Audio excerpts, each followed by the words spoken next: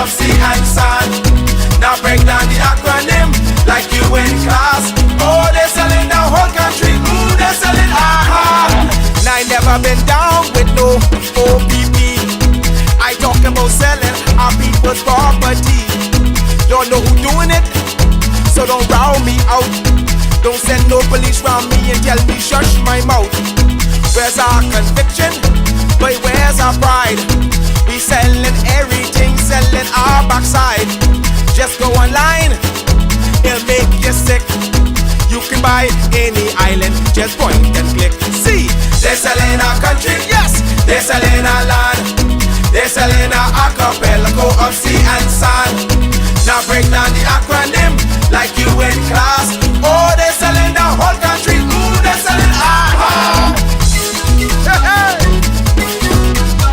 Ride him.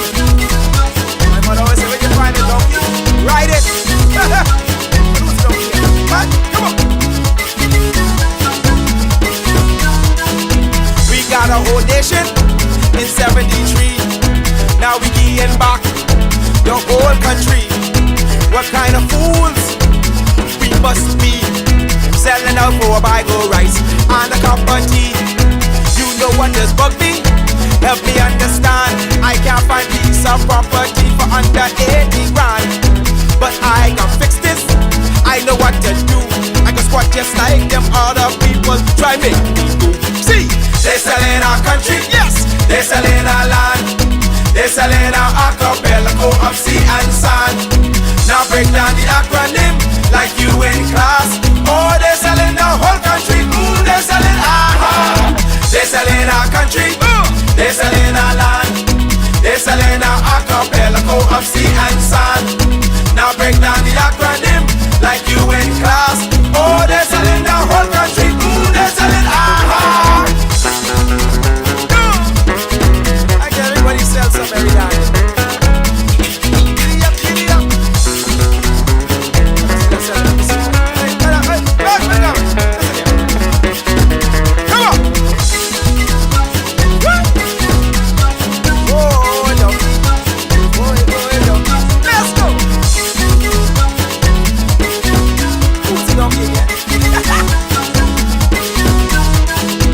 They're selling one island, give away one key.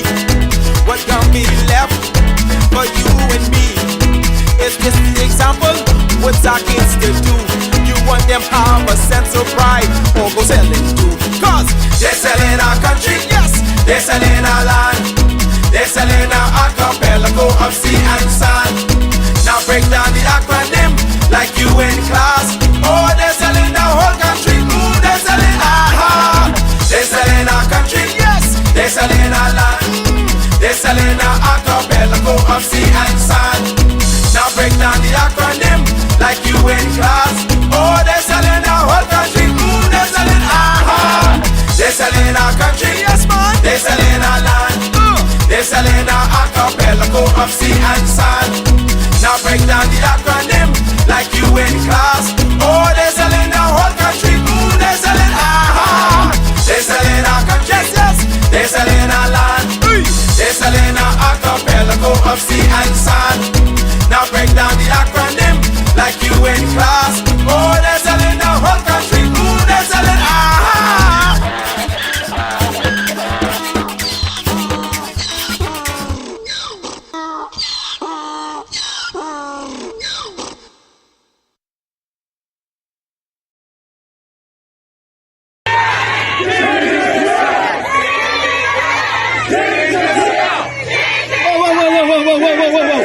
Whoa, girls, we out doing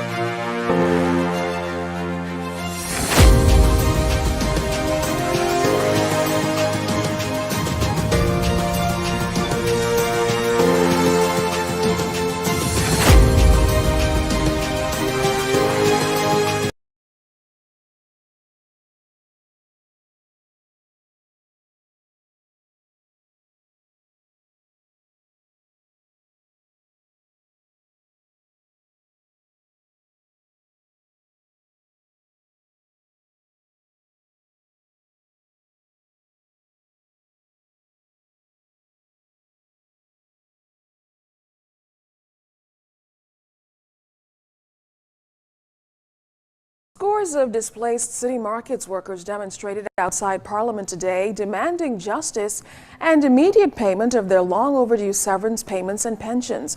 But they have an unusual proposal for where the money should come from. Yes, it's been 9 months now since their rocky relationship with city markets ended, and now the workers say their patience has run out. Andrew Notes joins us live with the latest on what the group is asking for. Andrew? Well, just days after irate former city market workers rejected a $1.4 million offer from their old bosses, they staged a protest outside the House of Assembly today. They rejected the offer, saying they were expecting to get at least $4.2 million in benefits and invested funds. But now the weary workers are seeking government's intervention in the matter with this proposal. Right now is to not to secure the severance package, but to make the owners of the company to pay out the severance package, the $4.2 million for the employees, as well as if in fact there's no money in the company, then the Bahamas government should have regulated the operation of a public traded company with BSL Holding, which did not happen. So what should have happened now is that the government should pay the severance package that is due to the employees and then go after the owners. That's what those former city market employees were hoping to talk to the Prime Minister about. The group has been on a quest to secure severance and pensions since April, and they want the matter resolved. Spokesman Vance Law Turnquest is calling for an audit to be done on the pension fund. The group even now has an ally. The severance matter by law, under the labor laws of the Commonwealth of the Bahamas, their entitlement basically is $4.2 million. We're asking the Bahamas government to come up with the $4.2 million severance matter for all the employees at City Market. We're not asking for anything. We're not begging for our money. That's the entitlement. These persons have worked in the company for over 10, 15, 20, and 30 years. This law. This is past the level of City Market. We're now fighting for the protection of all workers in this country. That this never ever happen in this country again. These people that are here behind me have been suffering for over a year. No food to put on the table for their children, no money to pay the bills, and it's time now for the government to step in. I am asking the Prime Minister Christie to do everything in his power to bring this to an end. Joining them was Chairman of Citizens for Justice, Bishop Walter Hanschel. He says he's appalled that the matter is still pending and that Bahamian workers have to suffer in trying to feed their families and pay their bills in these challenging times. City Market was sold. The owners received their monies. Why are the workers not paid? That is not right. They're not begging, they're not asking for any favor, they're not asking for any handout. They are asking for what is rightfully and legally due to them under the laws, the labor laws of the Bahamas. So please, union leaders, Minister Shane Gibson, let's help these people out. We cannot let these people suffer another day.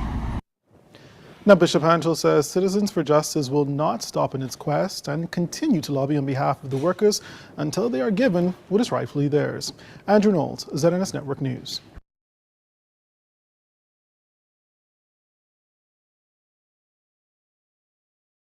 Former employees of City Market have been embroiled in a legal battle since the food store chain closed in 2012 in an attempt to secure millions in owed severance pay and pensions. But Representative Vance Law Turnquest is expressing relief that firefighters were able to save that building as former employees continue to fight for their money. Turnquest, who emphasized with firefighters hospitalized due to the blaze, says he is not aware of the extent of the damage to the building, but says weeks ago he wrote to the Office of the Attorney General about its maintenance and security. We have to now determine the way forward, and that building must be protected. That building must be protected, and we are now going to go to legal means and trying to protect the primary asset of the workers and pensioners of Bahamas Supermarket Limited. We have been in court right now. I can't go into further detail, but we have been battling now since the 30th of March 2012 over the rights and the protection of monies owing to the pensioners. We are very concerned.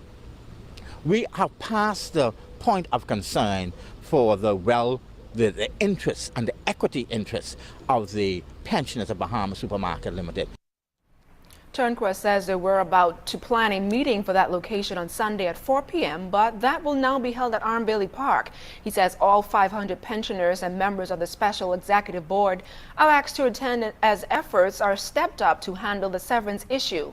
The board, he says, recently changed attorneys and wants to gain control of all of its assets, including the warehouse appraised at $12 million in 2009. Attorney Richard Martin says they want to bring the long-standing matter to a close. Now, at some point, find a way to conclude this madness and to make sure that these people get their due, get all monies that owing to them. And we have to do that as soon as possible to prevent this happening again. As it moves along, the workers will know and the parties involved will know, and I guess everybody who are entitled would obviously get their entitlement.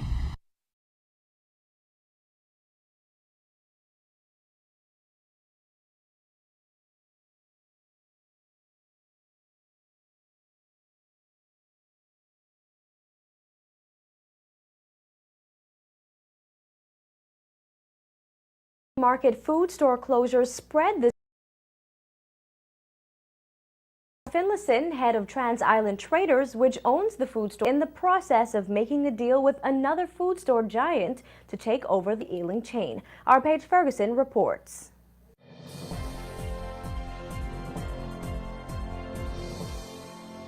According to Finlayson, who spoke with MB12 today, he's in the process of selling off City Market's assets to another local company. And he said the goal is to ensure that the employees' best interests are protected. Finlayson confirmed to NB12 this afternoon that he's more likely to sell the remaining City Market chain to SuperValue, owned by Rupert Roberts. However, he said the deal is still in the making and is not final. Earlier this week, Finlayson confirmed that there were two local companies interested in purchasing the food store chain, which has closed several locations in the past year. Today, SuperValue owner Rupert Roberts confirmed that he has been in talks with Finlayson as recently as today, but it's far too early to say what the final outcome will be. He called the talks detailed and complicated and said there's a lot to be worked through.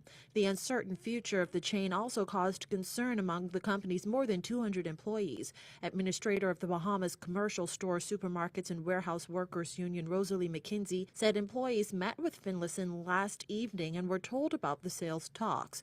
She said they are comforted by the possible deal. Last night we had a very, very long and cordial meeting with Mr. Finlayson, and he indicated to us that Mr. Rupert Roberts, as you know, the owner for SuperValue's chain, is interested in buying all the assets of the Bahamas supermarkets.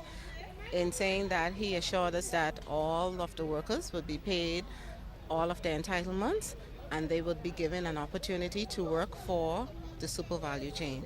According to McKinsey, the 4 remaining City Markets locations will stay open and employees will continue to work until a deal can be reached. She said what's most important for the union, though, is that the employees will get their entitlements. This makes me feel very, very good because this has been something that was brewing for a very long time, and this outcome makes us feel very good that our biggest concern was the members, and they will be compensated. So it really makes me feel good on both sides. Today, a group of City Market employees gathered outside the Department of Labor on Thompson Boulevard. They say they're excited about the possible deal and the possibility that they may be able to keep their jobs. I feel very good because right now it's getting some kind of knowledge to us to know that we're not left behind as we always just be put in the bag. I feel too good. I feel good. I feel real good to know that, you know, we have the opportunity to reapply with City Market for those who want to stay. You know, they gave us that option, which I thank them for, and I really do feel, I feel good. So far, what I've been heard, if it comes true, it'll be a good thing where we could just move on and find something else. Because right now, people are eating. You know what I mean? We get landlords on our back. We get bills to pay. Children got to eat. I think it's a good process. What's going on? I mean, the deal is going on. We can't really say I just hope it just fall through. It'll be a good thing for everybody. good thing for the country. Then there's a lot of people that's hurting. Last November, furniture was moved out of the Bahamas Supermarkets Limited head offices on the East-West Highway. Bahamas Supermarkets Limited is the parent company of the City Market chain. At the time, Finlayson said trustees were searching for a buyer for the $9 million facility. Reporting for MB12, I'm Paige Ferguson. 3 months after he was convicted. After nearly 2.5 years of uncertainty, former employees of the City Market's food store chain may be getting some monies owed to them by operators of Bahamas Supermarkets Limited. Spokesman for the employees, Wanslot Turnquest, today said that while he's not sure of the contents of the offer put forth to employees, he encouraged the employer to not only be considerate but honest.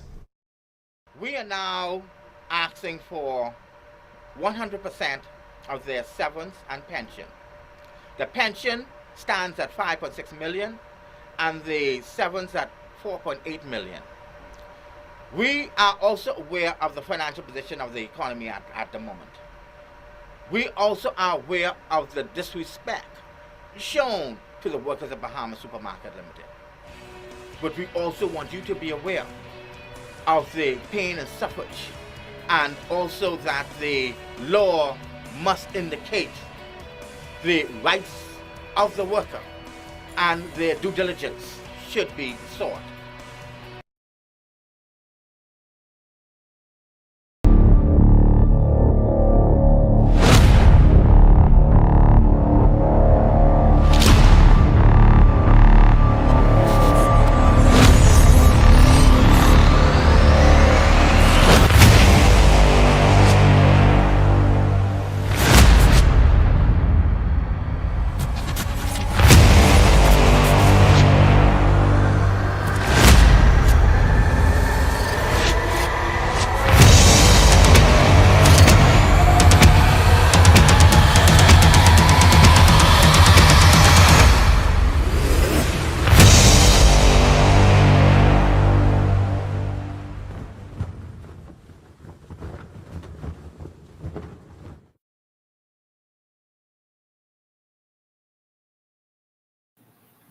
Good afternoon, Bahamas, and welcome, welcome, welcome. It is so good to have you here. It is always a pleasure to spend my Sunday with my Bahamian people, the new Bahamians, who are ready for a new Bahamas.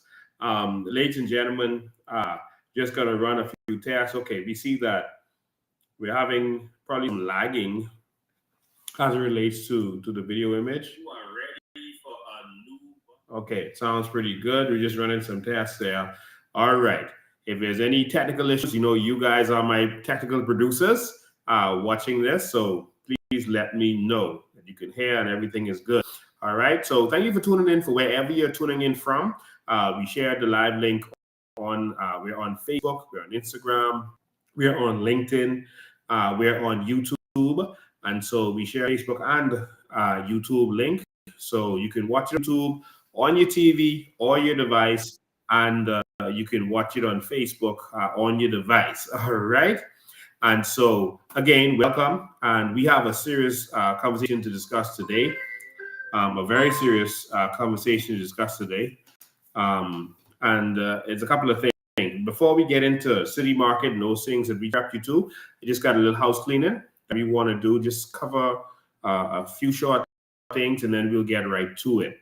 So thank you for joining from wherever you are, and please share, use your highlight followers to make sure to get the message out, because we know that they don't want this message to get out to the Bahamian people, but it's our duty to make sure that it gets out.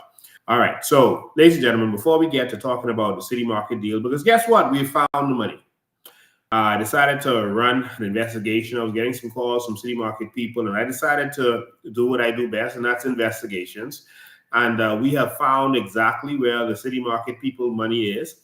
And we're going to tell you exactly where the money is, who has the money, and we're going to allow them to go after those funds. But the City Market money, the money from the robbery, we have located the money from that robbery of those persons. And so we'll reveal that here today to all of you to let you know exactly where we see that money is. But ladies and gentlemen, before we get there, there's a couple of things we want to touch on. The first thing we want to touch on,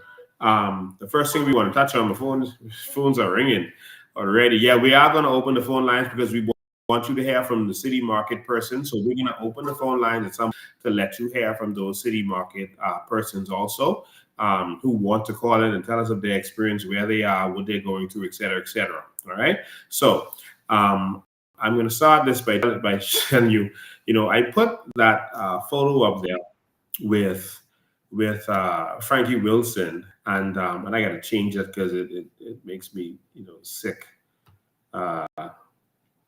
See these fellas continuing to rob this country like they're doing. It's me sick to the stomach. And we change the background. But ladies and gentlemen, I put it up there because I wanted you to see what they posted. We didn't create this. This is not Photoshop. This is what they posted. So this is Frankie Wilson, and he's standing alongside Bernard Nottage. But this is Frankie Wilson, and you see what he posted here?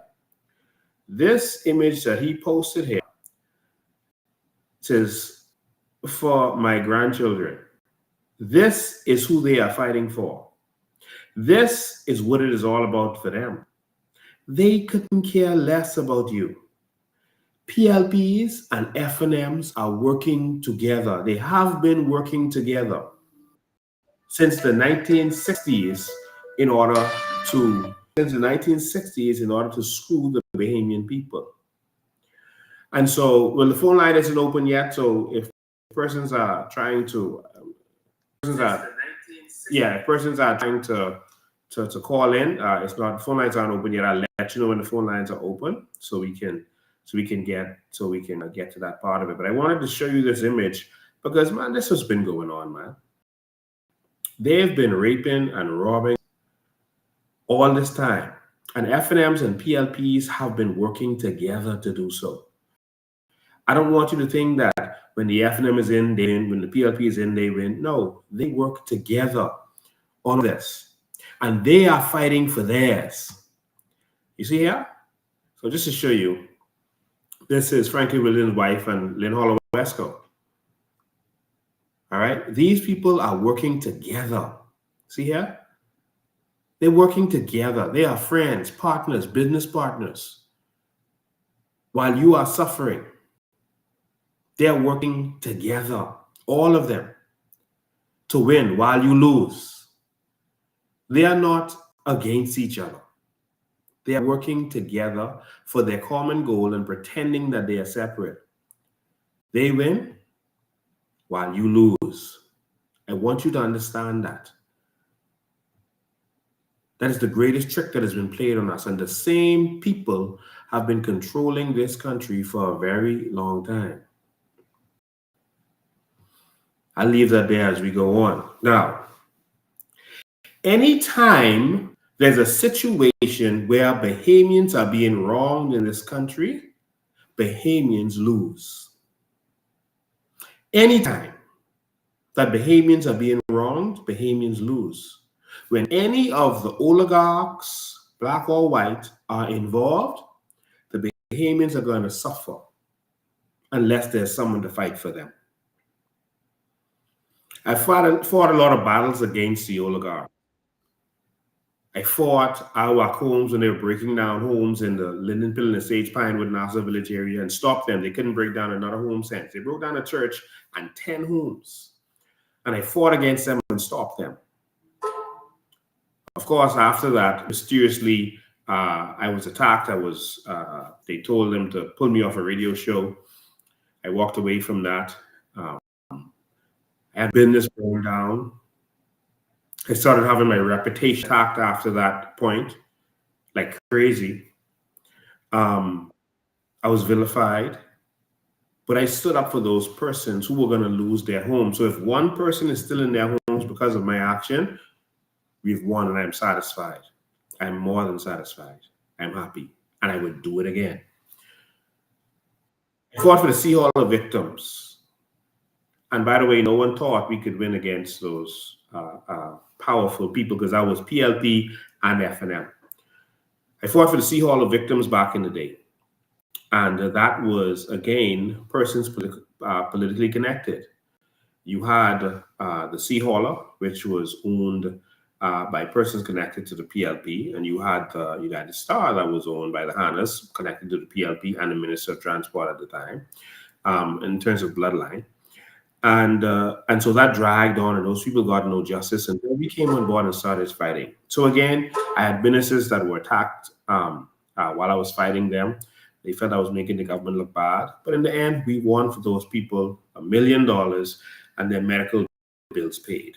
All right, and so that was justice for me.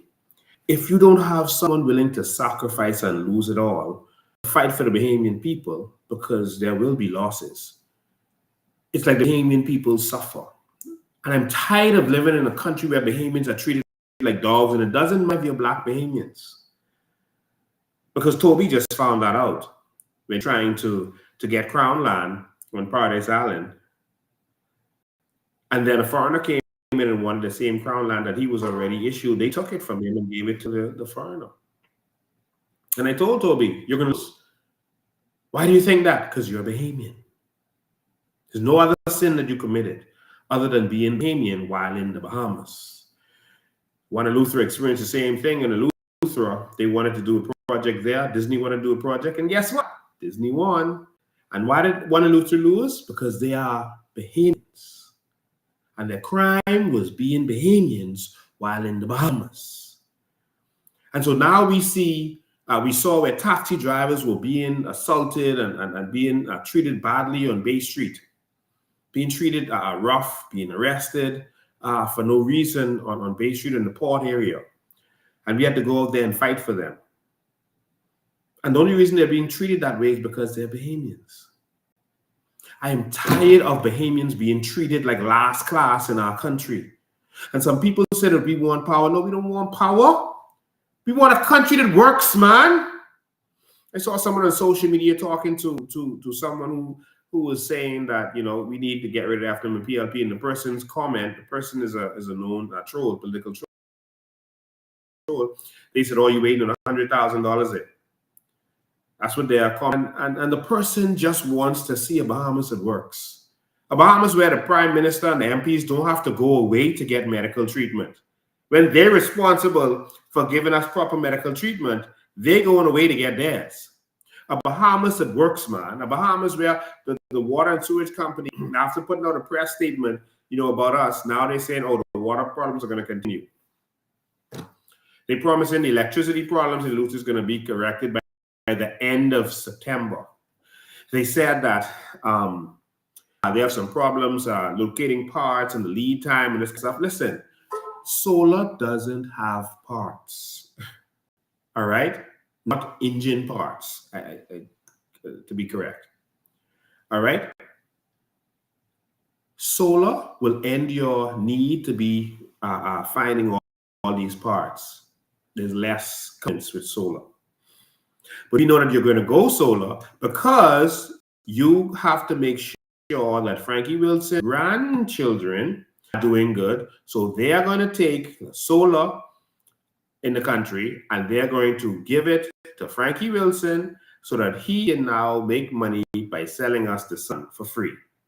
Instead of doing that so that we can move towards free electricity or dirt cheap electricity, they are going to give the solar generation Frankie Wilson so he can leave a legacy for his grandchildren.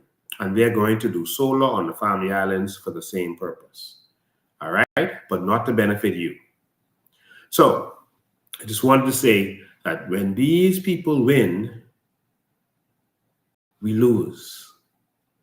I'll leave that there. I'm going to come back to that in a minute because we got the document to show you. Like we said, we found the money. And it was right there in front of everyone's face, anyone who wanted to see it. But we got to expose some people today. So in the meantime, I want to tag the following people. Then we'll come back to that. Please tag Tiger Wilson. Not Tiger Wilson, Tiger Finlayson. Markson, we saw him making comments on social media the other day. Tag Dion Foulkes. Tag Dion Foulkes. Tag Kwasi Thompson, present member of parliament. Tag Munroe, present member of parliament. These are names that came up as we were doing our investigation, and we're going to let you know who is who and what is what. Tag all of the names that I just called. Hope I didn't miss any. Tag them. Munroe, Kwasi Thompson, both present MPs, one in cabinet right now. Dion Foulkes, former MP. As Dion Foulkes, we need Tiger Finlayson and we need Mark Finlayson. All right, tag them and we'll be back. Ladies and gentlemen, two things I want to touch on quickly before we get to that. One is with the Olympics. We saw some Olympic athletes going back and forth with each other, and we think that that is unfortunate. I want to say that we stand with the Olympic athletes. We want Stephen Gardner, Miss Miller Weebo, Shanae. We stand with you. We appreciate your sacrifice and what you put in to become and to represent your country. We stand with you. You know, there's a lot of things put out there about, oh, if, you know, they're taking the people's money and then they didn't do what they're supposed to do, et cetera, et cetera. As far as I know, Stephen Gardner was not in the Bahamas. He was not flown from the Bahamas to France. I think where was he? Botswana. Where was he? He was in another country. I'm sorry, I got the name wrong. He was in another country and he flew from there where they were doing training. And the government did not pay for him, as far as I am aware. And I also believe that the government did not pay for Shawnee Miller-Weebo. Now, whether they paid for them or didn't pay for them, it doesn't matter. If an athlete wants to try, I've seen athletes try. I've seen Isaiah from the Detroit Pistons play on a almost broken ankle, on a sprained ankle. I've seen Jackie Johnny run with asthma. Now, when she got to the track, her asthma might have gotten so bad that she might have realized, oh, I wanted to make it. I really wanted to do this, but I can't do it. Why are people questioning the integrity of persons that made our country look good? Why are they questioning the integrity of persons that sacrificed from their parents' days? That young man, Gardner, learned to run on a track, and if you see that track, you would not want to run that in Moores Island. I didn't speak to him. The track in Moores Island that he had to join, and his family had sacrificed for him to get there, because our government was never doing enough for our athletes. To see where he came from, we should appreciate the sacrifice that he made. And even if he gave himself a free trip, he deserved it. But he didn't. An athlete has a choice to come and give it a try. Even if they pull up on the blocks, even if they pull up in the middle of the race, even if they have to dive across the finish line, like Miss Miller Weebo did as her legs gave up, and she gave it her last. I don't want anyone, past athletes, future athlete, politician, Bahamian citizens, to question the integrity of our athletes as they make the sacrifice that they make. I remember being in a choir, the E.P. Roberts Chorale, as I was young. I remember being in that choir. And as I was in that choir, we went away to sing to Disney World. We sang all over Florida. We sang in the Disney World Parade, a Bahamian choir. No help from government. We sang, I think we did SeaWorld. We did all kind of stuff. I was young. I was like 8 when we was doing this stuff. And up to when I haven't, someone saw us at Disney World and said, hey, y'all need to sing in Australia. Is a big event there. It's World Expo, 1988. And going there, we needed to raise $70,000 in order to go. And that was a miracle. And we sang everywhere. We sang everywhere in this country. The story is in my book, Identity Crisis. Please go and read it. sang everywhere, and we actually raised more than that. We raised $90,000. And then I'm told after that, we were given another probably $10,000. So we ended up with $100,000. And that's what we raised as little kids. And the government wasn't doing nothing. I'll never forget the U.S. ambassador at the time gave all of us indefinite visas, and they helped us. They helped us raise funds. They helped us in the U.S. I think it was Carol Ball Harlett. And she helped us raise the funds. I'll never forget that. So I may be named wrong. I was 10, 11 years old at the time. But she did everything she could. And our government at the time did not care about us. I want to say to all of you listening to this, there's no greater investment, PR-wise, than an athlete wearing your name on his jersey. Companies pay hundreds of billions of dollars to athletes to wear.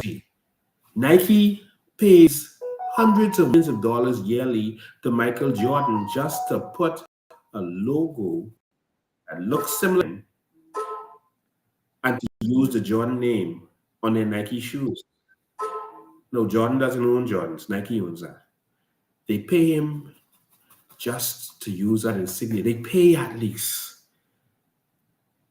We get to invest in our athletes, invest in them, and have their name broadcast around the world and our name broadcast around the world. There's no greater thing than that. Under Michael Pintard, who was the worst minister of sports in Bahamian history, our sports crumbled.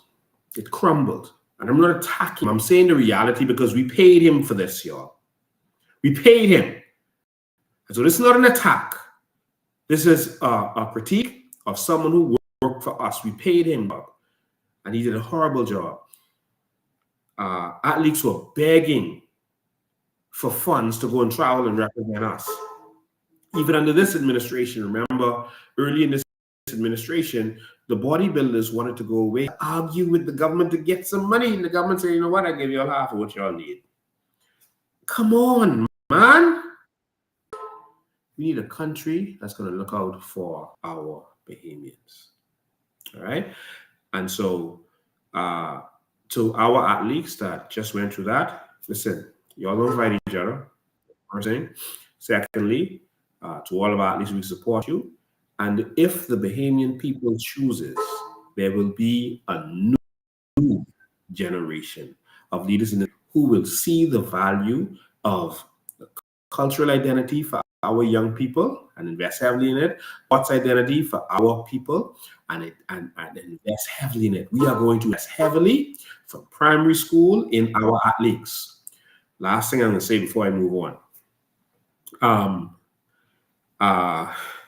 The Jamaican athletes are trained in Jamaica. The American athletes are trained in America. The Bahamian athletes are trained in America. St. Lucia, the girl just won. Where was she trained? In America. And they always make note of that. They say, okay, she goes to University of so-and-so. We're going to train our athletes right here. We're going to get them young, and we're going to have a sports program where persons from other nations in this region are going to want to send their children to school in the Bahamas. That is coming if you choose for it. But if we want to continue what we're doing under PLP and F&M, then you keep getting what you've been getting. Disappointed and do better, but you'll see what happens. So congratulations to all of you who put in your hard work. Sometimes you lose before you win. Be strong. All right? Don't give up. Be encouraged. Go and work harder next time and bring home the goal. We are with you. You don't always win from the very beginning, but you win and you don't always win. Sometimes you lose and sometimes you lose big.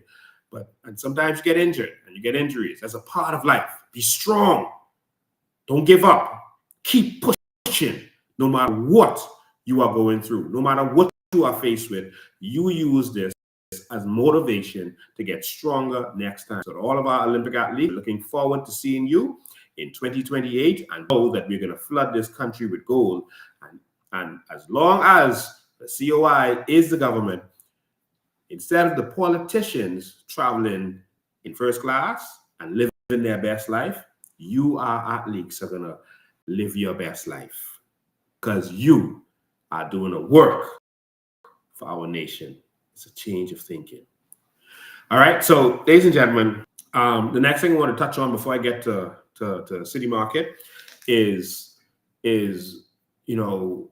some persons are in the Bahamas right now investigating. Some persons from England are investigating the police. So the police is on an investigation in the Bahamas.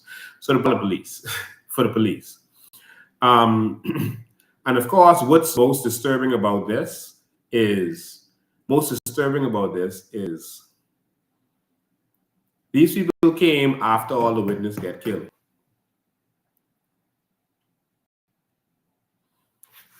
After the witnesses got killed, they bring in these foreigners.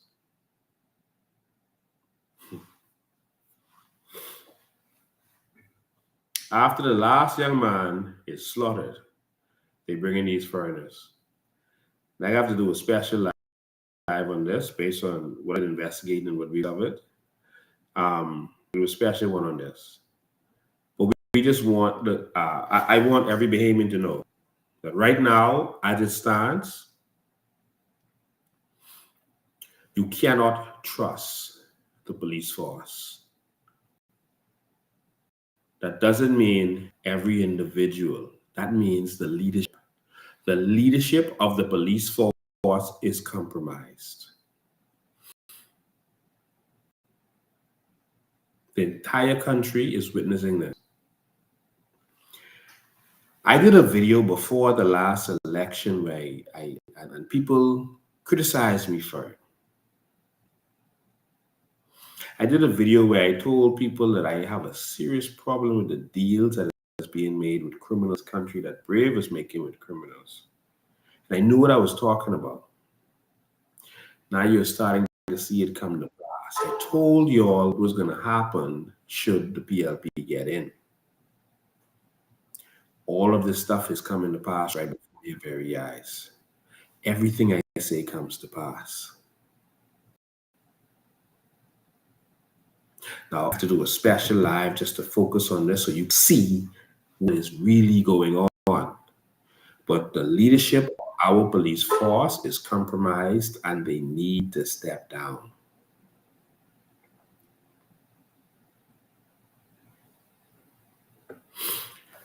Do not trust the leadership of the Royal Bahamas Police Force.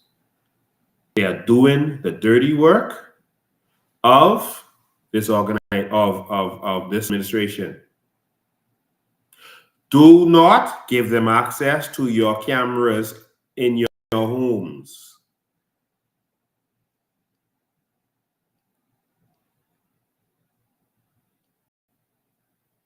Do not. I'm not going to say why now, but I'm going to have a special live just to deal with that.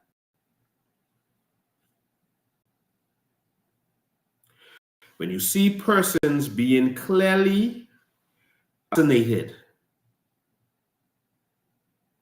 did you notice not one word from the Prime Minister of this nation? Did you hear the Minister of National Security finally open his mouth? What did he say? That you don't have to fear, you don't have people who are going to be questioned, investigated with the police, don't have nothing to worry about. When people are dropping dead, not dropping dead, being killed,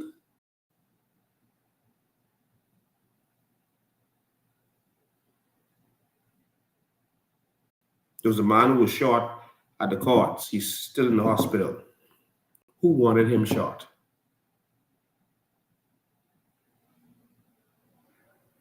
There's 3 young men shot. This is serious. The Prime Minister is saying nothing. The leader of the opposition can't say a thing because he associates with criminals. I didn't say allegedly. He cannot say a thing because he associates with criminals. This country is in a serious situation, and we need to fix it. Now, I'm going to have a special live just to talk of the state of crime in the nation, to show you exactly what's going on. But in the meantime, do not trust the leadership of the police force. Now, to be clear, I do not think that all police are corrupt. That is not the truth. That is far from the truth. The leadership is corrupt. There are some officers who abuse their powers. That's different from corruption. There's some officers who don't talk to people the right way. But there are a lot of officers who are very professional and who treat people well.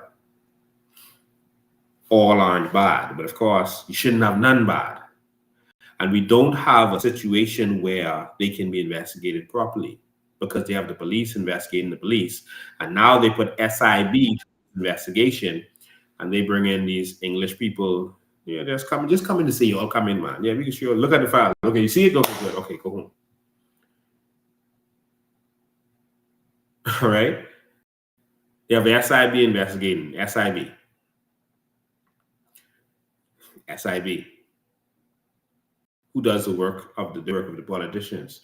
So every time you see us having a rally, SIB is sent there. Take a note of who is there. And for the politicians, take a note of who is there.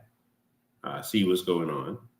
When we had our convention, SIB was standing up in the back.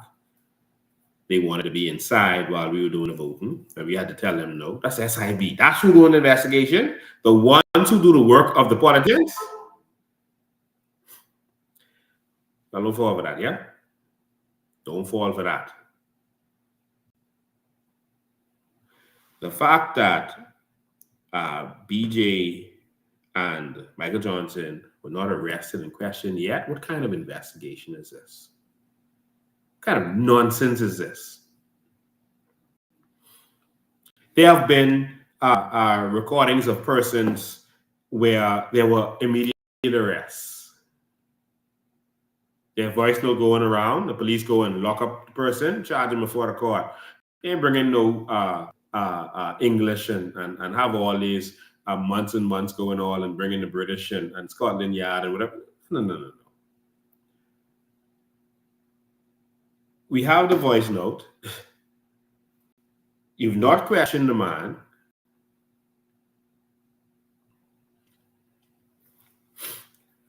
As I was investigating what's going on, and I was investigating the last one, especially with oral. Like I said, I'm going to do a special one on this because I want to go to, because I've been talking too long. I need to go to market. As I was investigating this whole thing, y'all, it was so interesting. Oral was one of the people they believe participated in this armored truck robbery.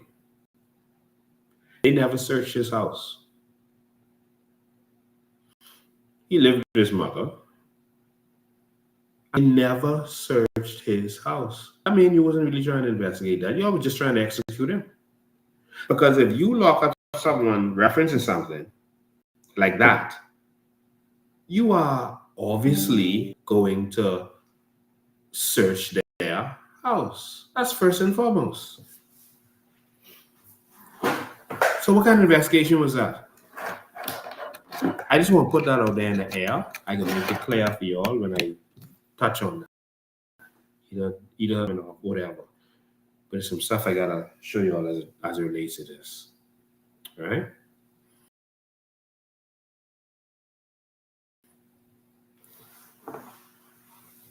All right, we're trying to get. All right. So that's the end of that. Listen, our police force is compromised because of the leadership, not because of the good men and women who do their job, the good job every day, because of the leadership. All right? Good. Now let's segue on to city markets and what's been going on there.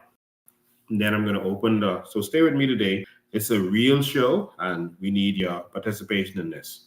City markets. Winn-Dixie decided that they were leaving the Bahamas. There was Winn-Dixie in Freeport and City Market here in Nassau. And Tiger Finlayson and those apparently saw an opportunity. And all of this that I'm saying to you is my opinion based on what we see in the public domain. And so we're speaking based on our opinion of public figures and what went down. And so what we remember happening was City Markets was for sale, and Tiger Finlayson and them seemed to be having some financial issues at the time. All right, they seemed to be having some issues at the time. They asked Hubert Ingram back in the day to sell shares in the brewery because they had liquidity problems. And Ingram said, well, the only way I can let you sell them shares is if you're public. And so that's what they did.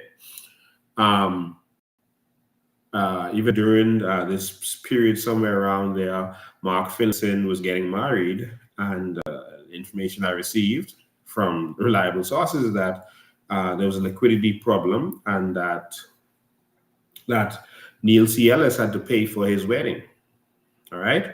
This is not to condemn him. Everyone has, ups and downs in their lives, right? And liquidity problem, even the wealthy, even countries. But this is to show you what went on at the time.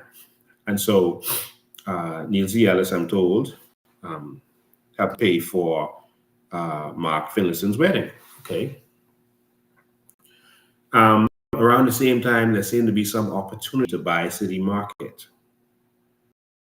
And City Market was sold to the Finlaysons. Abdab, remember that? You're going to see it in documents in a second. Abdab was able to buy City Market with the Finlaysons for $1. They bought City Market for $1 and took on the debt. All right. What manner of deal is this? They bought it for $1 and took on the debt. And the debt means nothing, because if you put in a limited liability company, that company takes on the debt, not Mark Finlayson and Tiger Finlayson. All right. The other PLPs and F&M who behind them. Right. So the debt means nothing, because if the company closed down, the debt goes with it. Right. So, but there was cash in the company and they took it over for $1. There was a lot of assets in the company when they took it over for $1, including a pension with lots of money. And it seemed like the money from the pension started getting touched. And so the money from the pension started getting touched. And then the company didn't seem to be going nowhere. They brought back a bunch of police. They hired for security to a food store. They hired a bunch of retired police, Seymour and them, and they had a bunch of police, all right, to be security to the food store, all right? And a bunch of PLPs seemed to start getting involved and others, right? So if you remember City Market at the time, it was like they never really had anything on the shelves. It was always empty, and like this wasn't really about selling grocery. And so as you looked at super value, sorry, not super value. If I miss and say that, I'm not talking about super value. City Markets. If you look at City Markets at the time, it was like the shelves were always empty. It's like they never really took that over to really sell any grocery. And but you saw the pension money. It looked like, what's going on with the pension money, right? So staff started questions about that, and soon after getting it, the company started to go defunct. And again, that's not a condemnation. 9 out of 10 businesses are going to fail. I've had failed businesses, so that's understandable, right? But it seemed to be going defunct. But this company had assets, and it almost seemed like the reason for them buying this company was to get their hands on those assets and then break off running. That's how a lot of staff feel, because I've been investigating this now, and based on the persons I've spoken to, this is the feeling that people are getting based on what happened. So just so you know, I've spoken to Kwasi Thompson. I've spoken to James Thompson, who is a lawyer for these people, who was called a thief by Mark Finlayson. Mark Finlayson saying I gave him money and he taking it, trying to not give it to people. All right. I mentioned that to James Thompson. All right. And But I spoke to him also, and I'm glad I spoke to him. I'm going to reveal what I discovered. I spoke to Wayne Munroe, all right, and so, and someone on our behalf spoke to Mark Finlayson, who basically said that he don't want to talk about it. And he was all over social media talking. When he heard it was me reaching out to him, he panicked. And I've discovered why he panicked. We get to that in a minute, but just want to put all of this. Someone says correct. You got the story right. They owe BFS over $2 million still. Wow. All right. And so, yeah. And so what started to happen was some strange things, especially after they were knocked. The building had value up to $12 million. There was valuations from $5 million up to $12 million for that building, right? But what I noticed was that Mark them seemed to be trying to sell that building to themselves. So the money in the pension was gone. And so they sold it, and there was money from the sale. I'm going to tell you where that money went and who has that. And then there was a building. And the building, they were trying to sell that. Let's go to documents. They were trying to sell this building. And this is in Bahamas.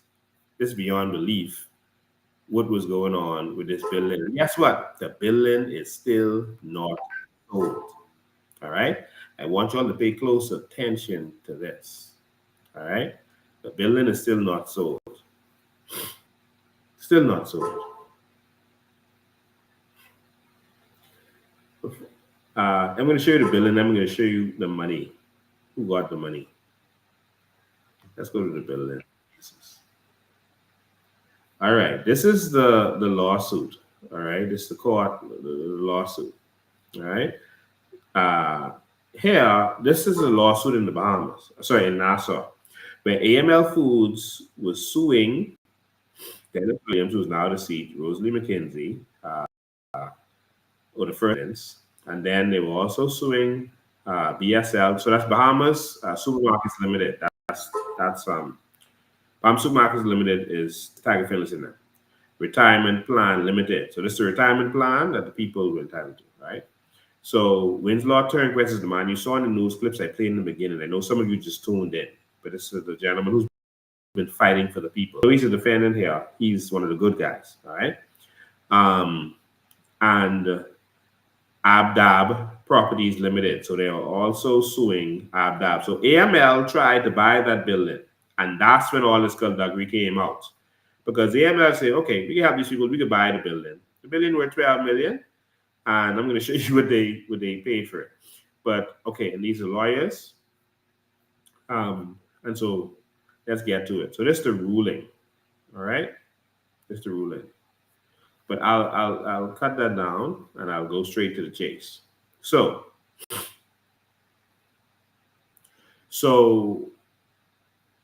here at number 15, well anyway, at number 14 you can see where the Dennis Williams and the other trustee, the present trustee, they sold this building to AML for $3 million. Now the building up to $12 million. But AML was getting a deal because I guess they just needed to get this money quick. All right. And they paid a deposit of $150,000. All right. So you all stay with me on this. It's $3 million the building was sold for. Next. They did a deed. All right. They did a convince. And then you can see where the money is $2.4 million was received. $2.4 million was received for the sale of this building, which was acknowledged. So $2.4 million already there for the people. All right. So $3 million. Sorry, I don't know. Consideration of $2 million received of which is acknowledged. So it's, I guess it's 150 plus that. But anyway, it was $3 million. So either it's $3 million or 150 plus here. So I'll leave it at $3 million because that's what the agreement was for. So money is already there. So this money was paid for this building, but then there was a problem. Who owned the building, right? So this was AML suing them to get this money back or get the building. Now, here's where the problem comes in. July 5th, all right? By two unrecorded indentures of conveyance referred to as the seller's conveyance.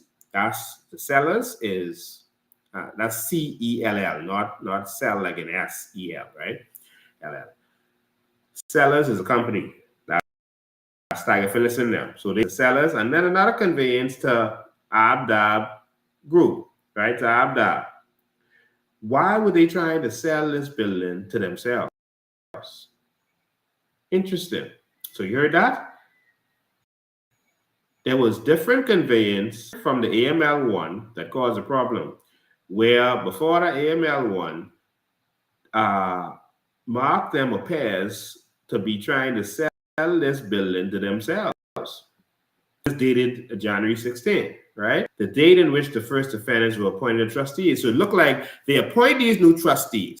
Dennis Williams was the lawyer for these City Market people, and the other lady was a union representative. All right, so it looks like they were trying to fight to get this stuff to do was right.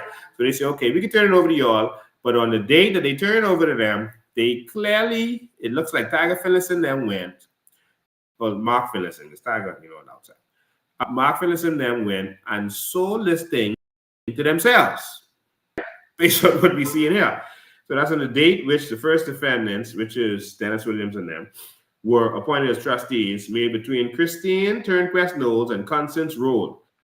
All right, these were, sorry, I'll read it. Former trustees of BSERF. All right, so that's former trustees of the Employment Retirement Fund. All right, so the Bahamas Supermarkets Employment Retirement Fund. So they were the trustees before Dennis Williams and the other lady. All right, and what they did was they turned it over to Dennis Williams then. Then, but at the same day, they look like they sell the building. And respectively, Sellers Property Holdings Limited and Abdab Properties, the former trustees reported to deal with the property. All right. So here, by a consent order dated 16th of June 2017, right, in which the first defendants were the plaintiff and Sellers Property Holdings Limited and Abdab Properties were the defendants. So in other words, Dennis and them sued Abdab, which is Mark Finlayson, Tiger Finlayson, them, and the Sellers people. They sued them in the Supreme Court of the Bahamas and ordered the sellers and the Abdab conveyance, two conveyance now, for the same property, to be both set aside, declared to be null and void, and to be destroyed. All right? And that is because, I can't read the whole document, that is because they had no right to sell that because they were no longer the trustees at that point, and they should not have been dealing with it. By an unrecorded, unstamped indenture of conveyance dated May 1st, 2014, the 2014 conveyance, that's what they call it, which was not recited in the 2017 conveyance and made between Christina Knowles and Constance Rule as the then trustees of the retirement fund as vendors, and the second defendant, RPL, as purchasers. Christine Knowles and Constance Rule purported to the property to RPL, a limited liability company that was a private company that was by Mark them in consideration of the issue of unspecified number of ordinary shares in PRL. All right. In the name of said trustees of the Employee Retirement Fund, the legitimate one. So I know there's a lot of abbreviations and all that, hard to understand. So in other words, they sold, they form a company, right? They formed the company, and in forming this company, it was a separate company. And they promised the people, if y'all allow us to sell this to this company that and put the assets in this new company, then you all will get shares in the new company, and that's the best way to do it. I don't know how they convince those persons to even consider that. Stop sharing for a second so I can look you all straight in your eyes. I don't know how we always let these political types swing us in that way.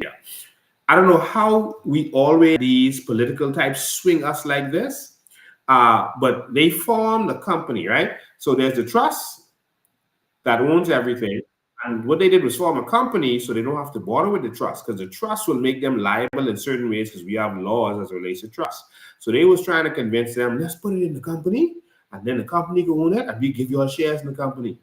That was a swing. And they convinced the persons, and then the last thing, some of the persons caught on that, hold on, wait. Once they get that in the company, you don't have to go through the people or account to them because they ain't owned by them no more, owned by this company. And they could always take that out of there and give it to Abdab and just take the warehouse, and then they're gone. And so some people started to catch on, and so they got to the point where they some of them started to tell other people, listen, don't fall for that. That ain't right. But most Bahamians, they don't educate us in business and this kind of knowledge, which we at the COI are going to do in schools. We're going to teach our children in schools. My daughter in school in the US from grade 7 to learn entrepreneurship. I was a part of the she had the pass to go to grade 8. And well, anyway, we're going to teach our these things. And so they fell for it. And so if you look at the voting, there were, I think, 299 people that voted, and one more voted no than voted yes. That's how close it was. There's 299 that voted. One more voted no, so that it was no, you're not allowed to sell this building. But yes, they sold it anyway. You know, that's what Perium do. That y'all vote against numbers. Y'all Bahamians, y'all don't mean nothing. We doing numbers anyway. And so they decided to still sell the building. All right, let me go back to sharing this. They decided to still sell the building, even though the people told them, no, y'all ain't selling this. Sorry, y'all ain't selling this building to this new company. They still did it anyway without the permission of the people. So this court judgment is telling them, no, y'all ain't have no right to sell it because the people say no. All right. And so they gave more details of this. And so it seems to be that they tried that Mark Finlayson and based on what I'm seeing here, the conveyance is stamped void and it was of no effect, etc., etc. And if you look at all of this document, you can see where it seems like Mark them was trying to transfer this property to stay true. And they were selling this. And the reason the court was able to reverse this was, one, you see the votes here. Reportedly, of the trust, 2 beneficiaries, 148 voted to the scheme, and 151, that's 3 people, sorry about that, voted to remain with the trust so that the votes was not carried. All right? And despite that fact, they still sold the building. All right? But also, the court said that you're always trying to sell it to yourselves for free, because you cannot sell it based on shares. You cannot sell a building based on the shares because there's no consideration because the company you formed had no value. And the shares had no value until the building was transferred. So you can't sell them the building on shares of the new company if the new company doesn't have any value until the building is there. And so the court told Mark Finlayson and them, y'all stop doing foolishness. That is null and void. Y'all trying to take this building. You can't have this building. And if you read this, you'll see where Mark Finlayson and them all through this trying to take the building. All right, so that's what it appears. At the same time, during this period, the government was trying to take our funds. Pericusty and them was trying to take our funds to buy the building. You see? But it looks like they was going to take NIB money to buy this building. So they needed to first put this building in a private company so that that money could be taken elsewhere. That's how it appears. You understand? So we could get NIB to put up the money to buy this building. But in trust, then the people just could get the money. You have to give it out to them. But if you put it in a private company, the trust is empty. There's nothing in the trust anymore.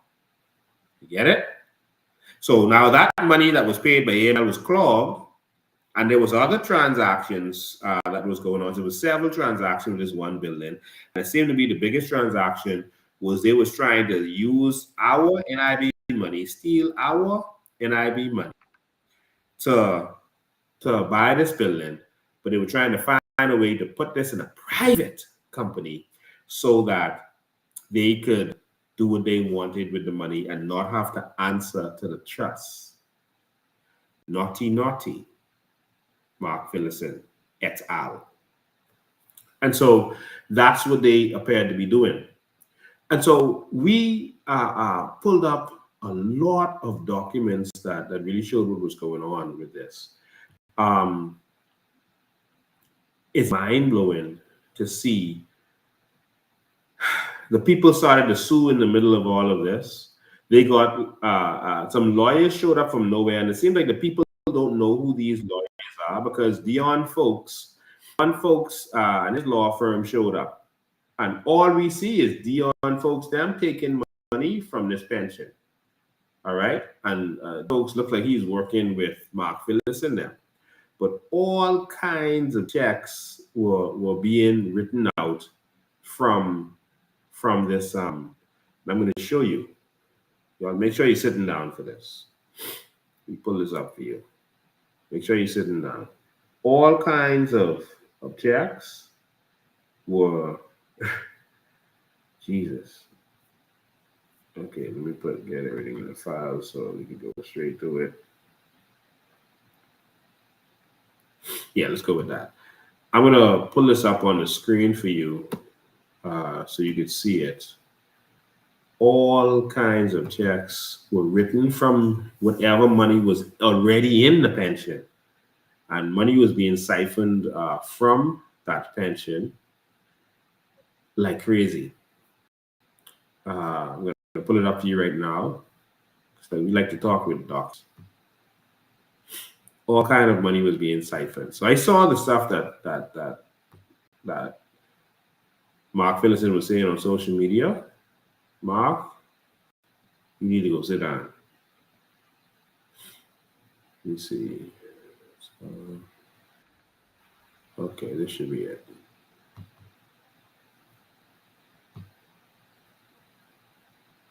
Okay, yeah. So we pull up this document here. So this is a court document where they were discussing what was happening. All right. So one, they said that the person who did the auditing wasn't even an accountant. All right, that was one of the problems. I can't read all of this. And then it says after 4 years of fighting for information, including bank records regarding the trust. Let me make this bigger for y'all. Regarding the trust, the plaintiffs were finally able to obtain records from First Caribbean, CIBC Bank in January of 2016 after the defendants were forced by the court to do so. So Pagadem was forced. The defendants was forced to give records, all right, to do so. Court documents and correspondence will show that the plaintiffs have time after time requested these documents, including banking records, but the defendants have in the records to avoid the negative details found in the First Caribbean account. A copy of the relevant bank records for 2013, 12, 11 to 6 are now produced and shown to be marked exhibits 1, 2, 3, and etc. It is sad to see the irresponsible and negligent behavior displayed by the defendants as trustees. from using the retirement plan funds to pay legal fees to fight the plan's participants, to paying exorbitant, questionable, and unauthorized professional fees that has not been accounted for with detailed evidence. The plaintiffs, despite numerous requests for detailed information regarding the plan, has not been presented with any details. The following are some highly questionable payments which will be presented for questioning by the proper authorities. All right. So in other words, them took out money from the pension plan to fight the people, to pay legal fees to fight the people. That's crazy. So look at some of these, and we have to check.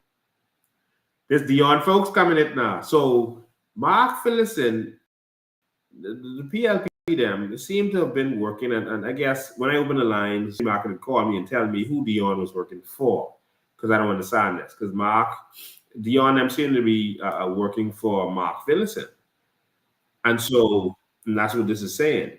So you take in money to pay folks to fight the people, and why you go on to F&M lawyer? Why? Because all y'all work together. Remember Dion and Tommy? They work together. Tommy works close with PLPs, with Frankie Wilson and all of that. So just putting that in perspective for you.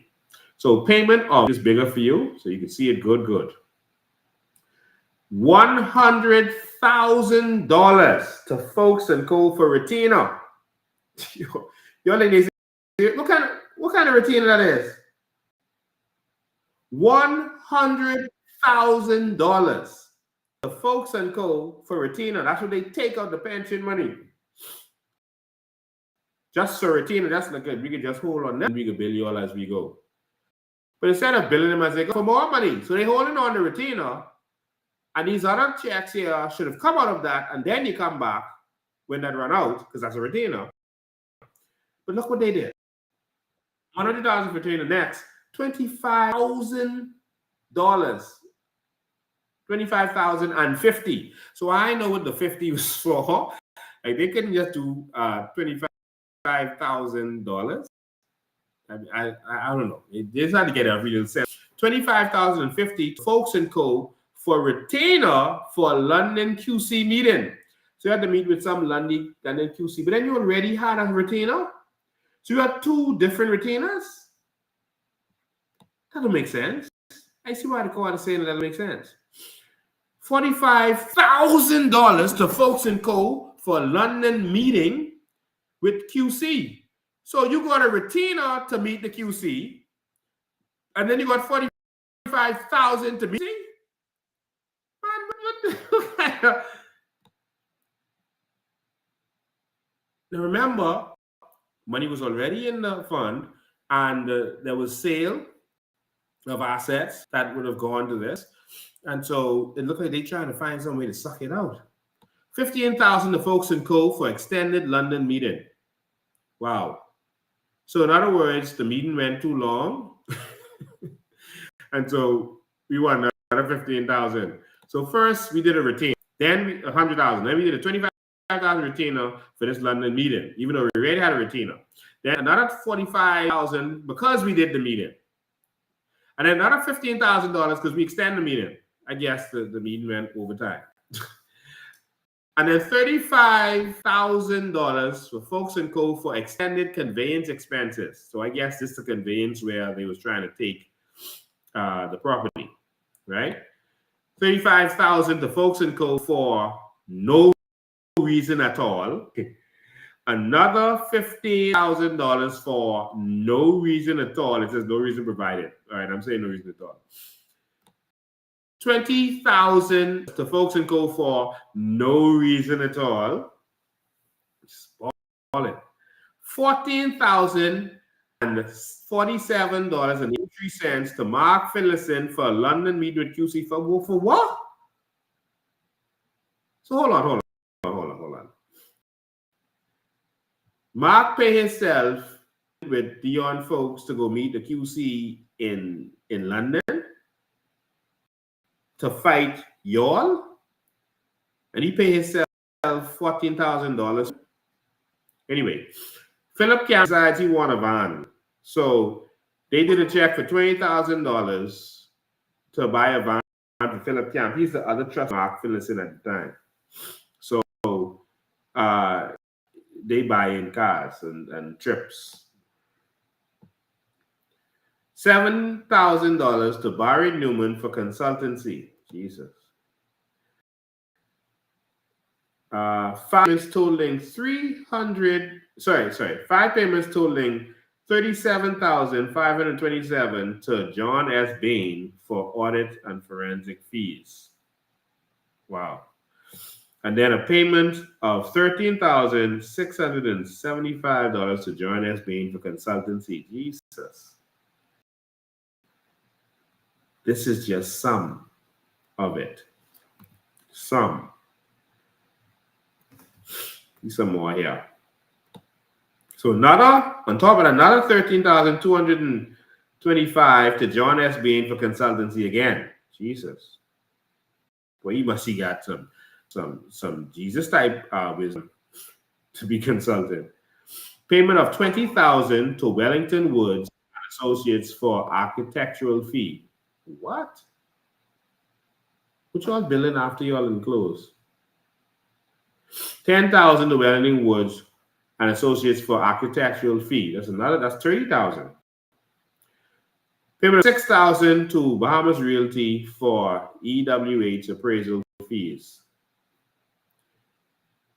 Questionable payments were made, which we exposed. Jesus. And so you see here where they talk about the transfer of property and all the other skullduggery that went on here. I can't go into all the time because I want to hear from the people who are actually involved in this.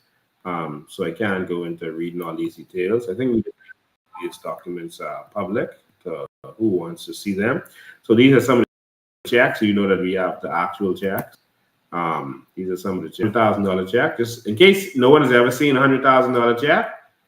Here's a $100,000 check, the 5th of December 2012, to Foulkes and Co. $100,000. That's the check, right? So, yeah. And so there's more to it, but I'll leave that there. Now,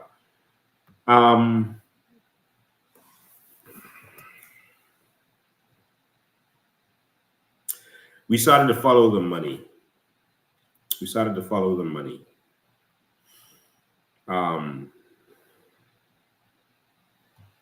Sad situation. We started to follow the money. We started to figure out where all this money gone. Who was holding on that first $2+ million? Who was holding on the other million after the sale of what do you call it? After the sale to Super Value. We're trying to figure out who was holding on to what, and we really needed to know what was going on. All right. And so we did the investigations, and it turns out that monies were actually given to Wayne Munroe's law firm for these people. And the court actually, told them to, listen, we're going to need you all to account for this. So we could get to the bottom of this, and we need those people to get their money. There was an order that the people should get their money. The court has already ordered that. There's several orders. I have the documents here, but for the sake of time, I can't go into all of these documents. All right? And so I don't see anywhere where Wayne Munroe paid these people's money out. So what I decided to do was I decided to actually call Wayne Munroe. And so while I was investigating, I called Wayne Munroe and I spoke to him. And Wayne Munroe said to me that yes, he received the monies, and that the reason he couldn't give the monies out was because he didn't get any instructions on to give to each individual. And so he's holding the monies he is holding on. He can't give it to anyone because lawyers are creating instructions, and he can't give it out because he didn't get any instruction on how much to give to each person. That is what I was told by Wayne Munroe. And so my thing is, okay, well, why didn't you go out and seek instruction? Why didn't you go and tell the people you have the money? You had to investigate to find that some of the money went to you. And he said, well, he's waiting on instructions and he can't do anything with instruction, and that's that. All right, that's my conversation with Munroe. I spoke to Kwasi Thompson. And he said, basically, Lincoln, it ain't me. This was from my daddy. The people were suing my daddy because some stuff went to him and making an accusation against him and me. So Kwasi Thompson is saying, please don't put him in that. He just represents his daddy as his daddy's lawyer. Some of the people said that their problem is that it was his daddy's law firm that was the lawyer, and Kwasi Thompson was working as a partner in the law firm at the time when the alleged skullduggery happened. And so how could Kwasi now be the lawyer for his dad in all of this? That's conflict of interest. Kwasi is basically saying, listen, man, I just trying to defend my daddy, but I ain't do nothing. So talk to my daddy. And so I did. I spoke to his father. I had 2 days of conversations. We went through paperwork, went through papers, and he was very accommodating. And basically what he is saying is that, in a nutshell, he gave me a lot of documents, etc., that I have and I've investigated. And basically what he's saying in a nutshell is that the case that he filed was for the non-union persons, all right, the persons who are not a part of the union. And so all of the persons who were in the union, they couldn't get anything. He couldn't represent them, all right? And so he said that he won a case against it for the people in Grand Bahama, which were non-union, and a couple of people in Nassau. And he said that he won a case and they charged, what's his name? They charged Mark Finlayson with contempt of court because they asked him to pay and he didn't pay. And they charged him with contempt of court.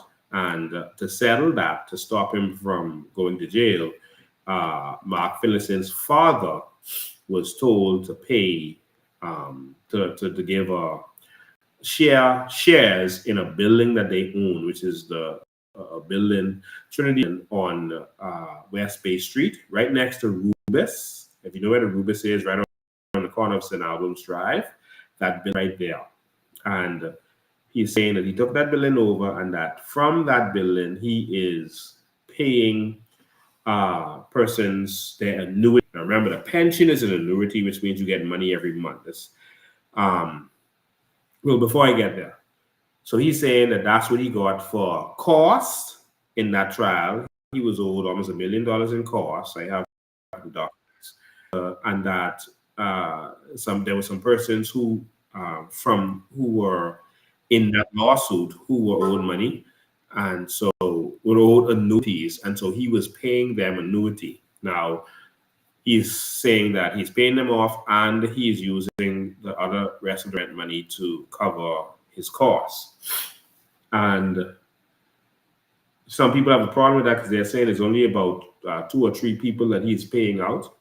And he's making it sound like he's paying off a bunch of people. I asked him about that, about the number of people, how much people you're paying. And he said, oh, these people want to be kept secret. So in other words, he wasn't saying the number. So it looks like he was being shady with that, although he seemed to be upfront with a lot of other things. And so it seemed like that Trinity building, that the vast majority what's coming from that is going to him.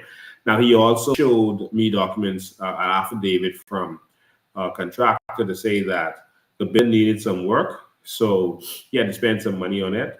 And that he eventually even had to change the roof. And so a lot of the money that came from the rent went back to it still has a leak. And then the building is an old building. And so that's where he is with that. And so Mark Finlayson said on social media that he gave hundreds of thousands of dollars to this gentleman, Mr. James Thompson, to pay off. James Thompson says that he paid, he said that he got checks. He didn't get no money. He got checks with there was checks with specific people's name on it, and anyone he got a check for, he gave it to them. So you don't know why they're trying to say that he is stealing, right? Because Mark Finlayson called him a thief online, and so that's very bold of Mark Finlayson to say that. But that's what's been going on. Now the people are saying they ain't gonna jack, so they don't know what James Thompson is talking about. But there's money out there. So we've identified the monies related to that. Munroe told me he was holding on to some funds. If that is no longer the case, then he can just say so. And again, I have documents for what I'm saying. All right. So he said that he's holding on to some. No, I don't have any documents to show that he's holding on to nothing, but I mean the other stuff. But he told me he's holding on to it and he needs instructions. So that's problem solved. Munroe is holding on to probably about $3 million, between $2.5 to $3 million. The people are owed, we heard, about $5 million or so. And so that's half of the money right there. All right. There was other monies related to the building. There was other previous sales where money is sitting there in limbo. Where'd this money go? There was other money. So it seems like the money to pay everyone is there. But the problem is the people who have it is holding on to it. That's the problem. All right. So I didn't want to go any further into that. Yeah. So yeah, I didn't want to go into any further into that right now, because I wanted to hear from some of the people that relate to this. Because I'm here scrolling through documents to see what I want to pull up. Yeah, I have the documents for the building, how much is valued, how much the annuities. So the annuities at the time the building was sold was only $200,000. And so they put the value of everything there. But I want to hear from the people now, and then I'll get back to the details on this. I'm going to open the phone. You can call in. You can call in. There's more to talk about and more to show you, but I want to let persons be able to get in on this conversation. 803-595 is the numbers for you to call in. 803-5995. Let's see if we could put that on the screen for you.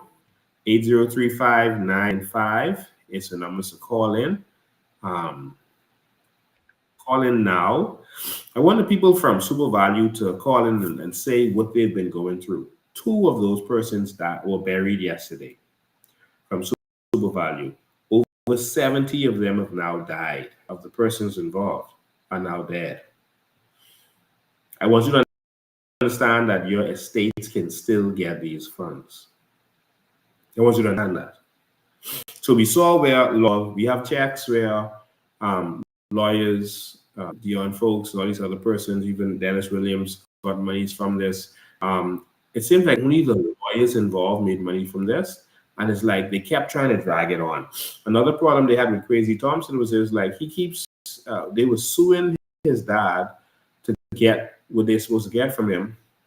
And he keeps trying to drag the case on. Every time the case shows up, he's in Parliament. So the court can't override that. And so the case would drag on for years. They've been trying to 2 years now, they say. And even they have a judgment that's coming out tomorrow, they say. And Kwasi was trying to get that pushed back. And so that's the problem they had with him, you know.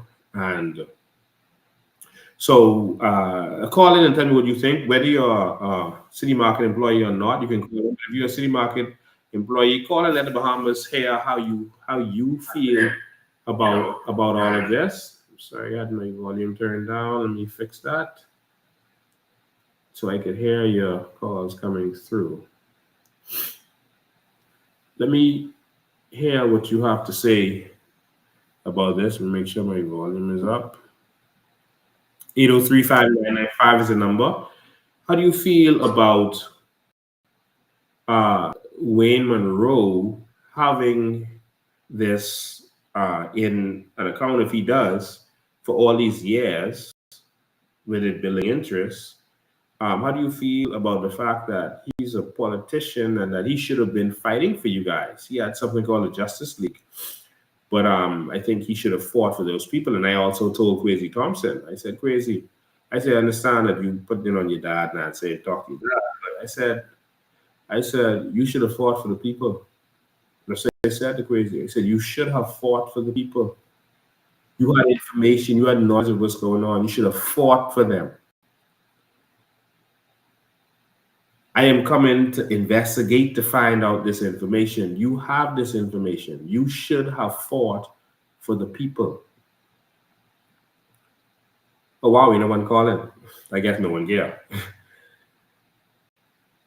Let me hear you. Let me hear what you have to say. Let me hear how you feel about this. Let me hear if you have any questions. If I said something that wasn't right, let me hear. Let's talk. 803-5995 is the number to call in. 803, you can call regular call or WhatsApp call. 803-5995. That's the numbers. And so, how do you feel about that? Why is it that the Bahamian people are always, left when it comes to things like this? Why we always gotta fight and struggle and there's no one standing up for the people? Let's go to the phone lines. Good afternoon, you're live. Go ahead, caller. Hi, good afternoon, Mr. Lincoln B, and good afternoon, sir. How are you? I am awesome, man. Wonderful. Listen, if Wayne Munroe has that type of money that he is holding on to for X amount of years, that money should have been grown interest. Yes. What happens to that money and the interest that should have been accumulated on that amount of money that should have been the people's money? They should get the funds and also the interest. They should get all of it. Don't listen to your device. Don't listen to your TV. Listen to me on the phone. In fact, you can turn that down. That's what I suppose.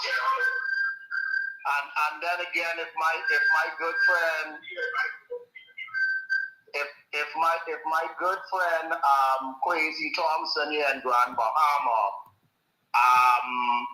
is involved in such a matter, he should be the one, like you said, to step to the plate and be upfront, honest with the people whom he represents and whom he's defending. Yes. Which is, he's defending the citizens of the Bahamas. Fight for the people. Of government that he holds in Parliament now.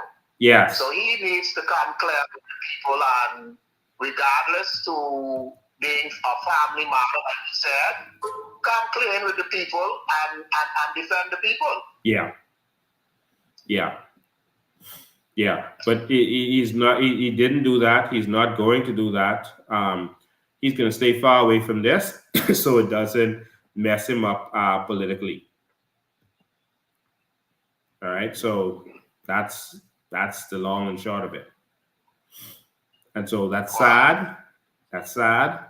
But I just want to say to all politicians, you have to get to the point where you realize it's more important to fight for the people than having political advantage. Now, I know it's a big sacrifice fighting for the people. I've lived that. I know exactly what that is. And so I know the sacrifice you will make whenever you stand up for the people against these persons who have been raping and robbing our country. But someone got to do it. One more question, Mr. Dan.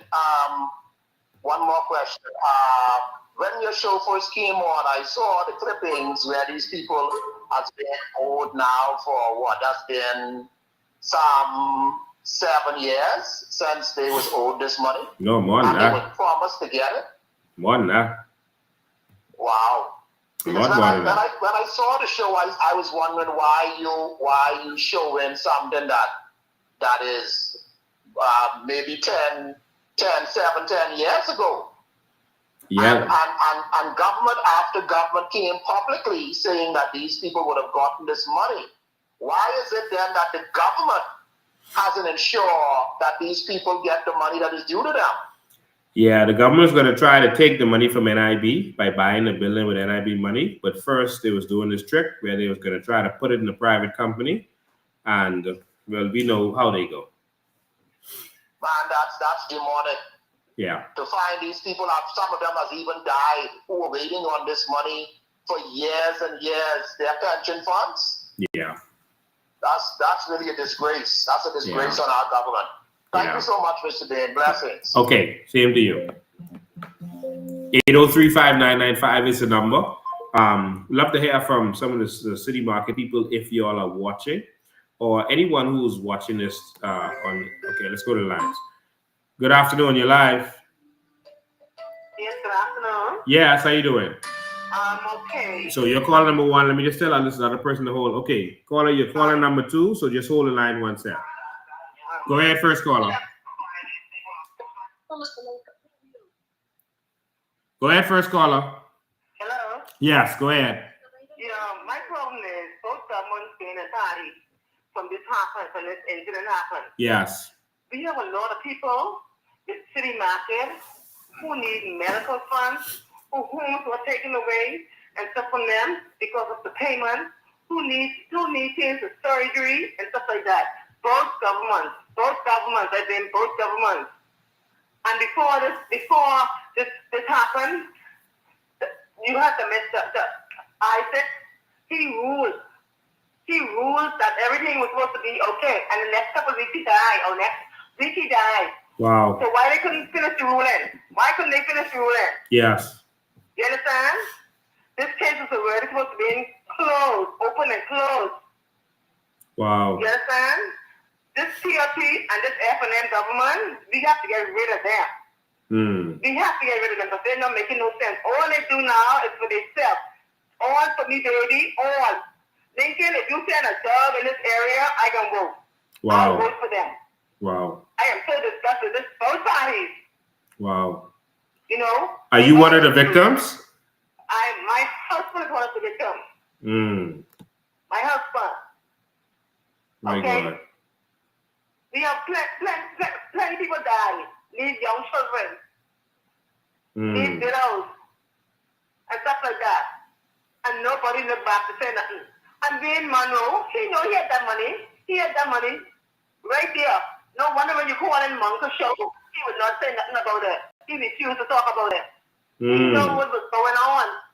He right there, talking to me money to do for him and his family. I'd be surprised if they even have that money still there. Yeah. You understand me? It's not fair. It's not fair. And we need to get rid of all of these parties because they're not making no sense. Yeah. Yeah. Jesus. I thank you for what you're doing for us. And I hope that this money come true. If they saying it's fair, he's talking, he's supposed to be knowledgeable. And the other Kwasi Thompson, he represents his family. He put himself in the situation. Every time to go to court, he has to go to the house. Help the house. I hope these people learn sense. When election time ago, work their fucking out. Excuse my language. Yeah. Good afternoon. Excuse my language. I'm very hot right now. I understand. Okay? I thank you so much for what you're doing for us. Yeah. And so what we need to do now, y'all have to organize yourselves and y'all need to heat this back up. Go and have a protest at Wayne Munroe's office, whether it's national security or whether it's at his law office, because his law office holding the money. And so y'all need to get to that office and go demand your money. All right? Your money is there. All right? Some of it. Okay. All right? And so we have to organize and we have to not let this ride any longer. No, it's been too long. Yeah, it's been too long. And y'all need to get what belongs to y'all. As simple as that. Okay. All right? All right, thank you. All right. These fellas are millionaires. And I hate when they use their political power to clog things up. I want you all to know that, you know, it is so hard for the common man to get any justice in this country. And that's why I fight. And I hear people, you know, castigate me and lie on me and say all kind of stuff and all this kind of. I don't have time for that. I've been fighting for the Bahamian people for over 2 decades now, and it's a lot of sacrifice, but God has always protected me, and God has always, even though I lose every time I fight for the people, he always multiplies me even more. I had to learn to keep it. I can assure everyone in City Market situation, everyone, that as soon as we come into office, that you are going to get what is yours. And we can take it from them. You understand? I'm not saying the details of how it's going to happen, but you will get what is yours. If by the election next year, if they don't get you all straight, or you're all agitated enough to get it straight, and this goes into election, and you put the COI in there, let me tell you something. You're going to see me at the office of the Prime Minister, and you are going to get straight. Every single one. This is no political promise. How you know I can do it? Because I've been doing this. From the early 2000s, I've been fighting for the people. In that office, I can fight for the people even more. Good afternoon, you're live. Good afternoon, Mr. Bean. How are you? I'm awesome. How you doing? I am a former employee of City Market. Yes. I worked for City Market for over 35 years. Wow. And it really has been rough. I can see Mr. Wayne Munroe have all that money sitting down in his office, and the poor City Market people that's been suffering. Yeah. Is an empty and a lawyer. That is so sad. And to see on those checks, I so thank you for opening our eyes so the Bahamian people could see what really is going on. Yeah. Thank you for sensitizing us. Yeah. It really has been rough. Wow. All my pension money, all my severance money. Bye. Wow. I really don't know. And it has been over 12 years. And what one of the lawyers said to me was, when I was talking to him, well, Mr. Thompson, he is saying that he did a lawsuit for the people in Freeport who didn't have a union. And the people in Nassau who was unionized, and he did for a couple of people in Nassau, but the people who was unionized in Nassau, he said, is statute bar. And he said that is probably why they let this drag on so it could become statute bar. You understand? And he's saying that none of your lawyers in Nassau actually sued them to get this money. He is saying that they We have a lawyer here in Nassau. Say again? So I don't know what is the problem. He is saying, and he repeating what he said, he is saying that your lawyers in Nassau, because you changed lawyers, he said your lawyers in Nassau never actually sued to get your money. He said he sued and he won against them in Freeport for the Freeport people.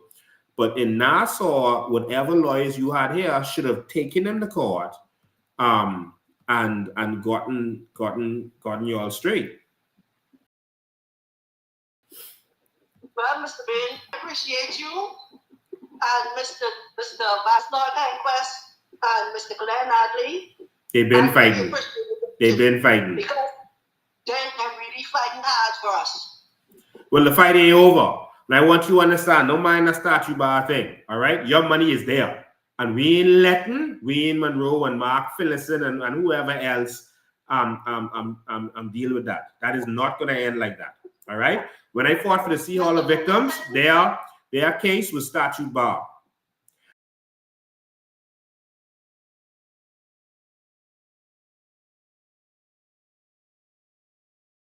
We fought for them. We put the government's foot to the fire. Present and future paid.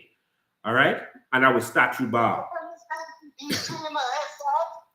given Dion Foulkes company or lawyer company all of that money. It is disgraceful. It looked like everybody was, when Mr. Finlayson bring all things, to watches and things. So we stealing all the time. They stealing all the stuff from us. And it's shameful. Wow. You couldn't go to the bathroom because if you go to the bathroom, then the police to the door. What? And all of the time, they stealing from us. It's disgraceful.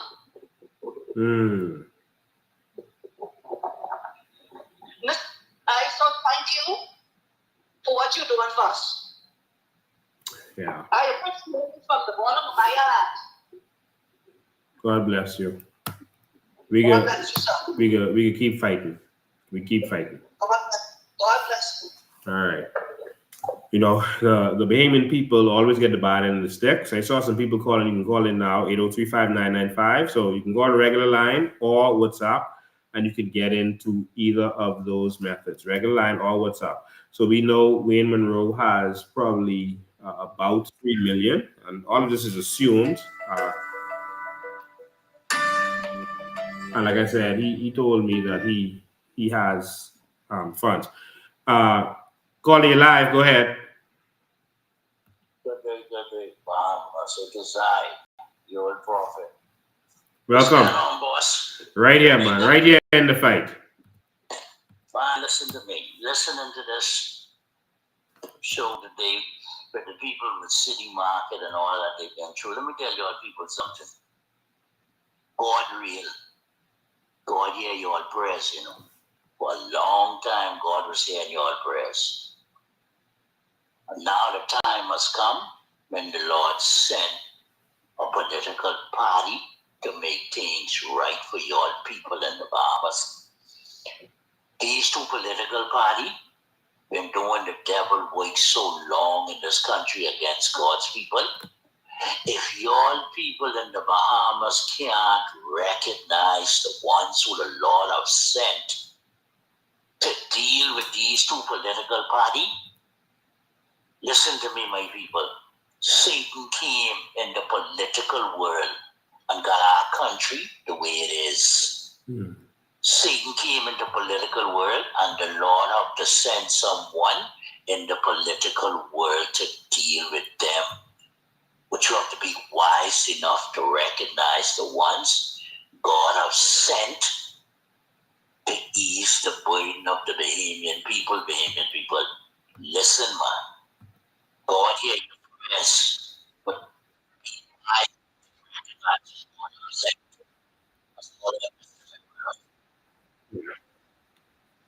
Okay, good. Yeah, my brother. Let me see if I can pull this document up for y'all to see. So let's say Wayne Munroe received 3 million. Let's see if we can pull this other document up. Well, the building, when they last appraised it, was 1.7 million, I think, or something like that. I'll get it for you. Good afternoon, you're live. Good afternoon, you're live. Hi, good afternoon. How you doing? I'm fine, thank you. Go ahead. Hello? Yes, you're live. Go ahead. I'm okay, Mr. Dane. What Mr. James Thompson said to you, but he filed a lawsuit for the people in Freeport to get their money, and not Nassau lawyers didn't file for them. That's a totally lie, because Freeport and Nassau came joined as one. So right then, that was a lie Mr. Thompson told you. Yes, I saw the documents where it joined as one. We joined as one because I'm the one who really started the case and put it inside court. Yeah. And I also spoke with the Prime Minister, and I asked him if he could only just help us to get just only our severance pay. Mm-hmm. He told me, say ain't nothing he could do because it's already in court. I said I know it's in court because I was the one who put it there. So I know what's going on. And Mr. Thompson was saying, but he had a few people, but he paying money too. Actually, Mr. Thompson really right now I'm saying he have but 3 persons he really paying us for that money out from the building in Nassau. Yeah. Mr. Thompson ain't got no bunch of people paying that money too. And that building, what he going to get? We told Mr. Thompson from day one we didn't want that building. Mr. Thompson went behind our back and take that building and put himself on that building as the beneficiary. So if one of us should die today or tomorrow, he automatically became the beneficiary and keep the people money. Okay? So there's a lot of things Mr. Thompson ain't being true with. And me, Mr. Thompson need to get this bar. And Mr. Thompson need to go to jail. Wayne Munroe, all them holding people money, all them need to go to jail. Wow. You understand? Yeah. Mr. Thompson tell you a mouth full of lies. A mouth full of lies. Mr. Thompson is lying straight through his teeth. Mm-hmm. Mr. Thompson get the checks from did give Mr. Thompson checks with people's name on it. Now tell me how a lawyer will go to the bank and cash these checks without the people's signature on them. Yeah, that's supposed to be impossible. Okay, I don't know who he worked with inside the bank, but he got those checks with people's signature on them, and people didn't even see them checks. Only thing is, people saw is when he was calling them and giving them pocket change. What? Okay, nobody see those checks. None of the employees see what was on them checks. Mr. Thompson did what he feel like doing with them checks. Wow. If you ask any employee if they know how much was on them checks for them, they can't tell you because they don't know what was on them checks. Mr. Thompson take those checks and forge people's signature on them checks and cash them check in the bank. What? Audit account, yes. Nobody know what was on them check. No employee know what was on them check with my gift to him.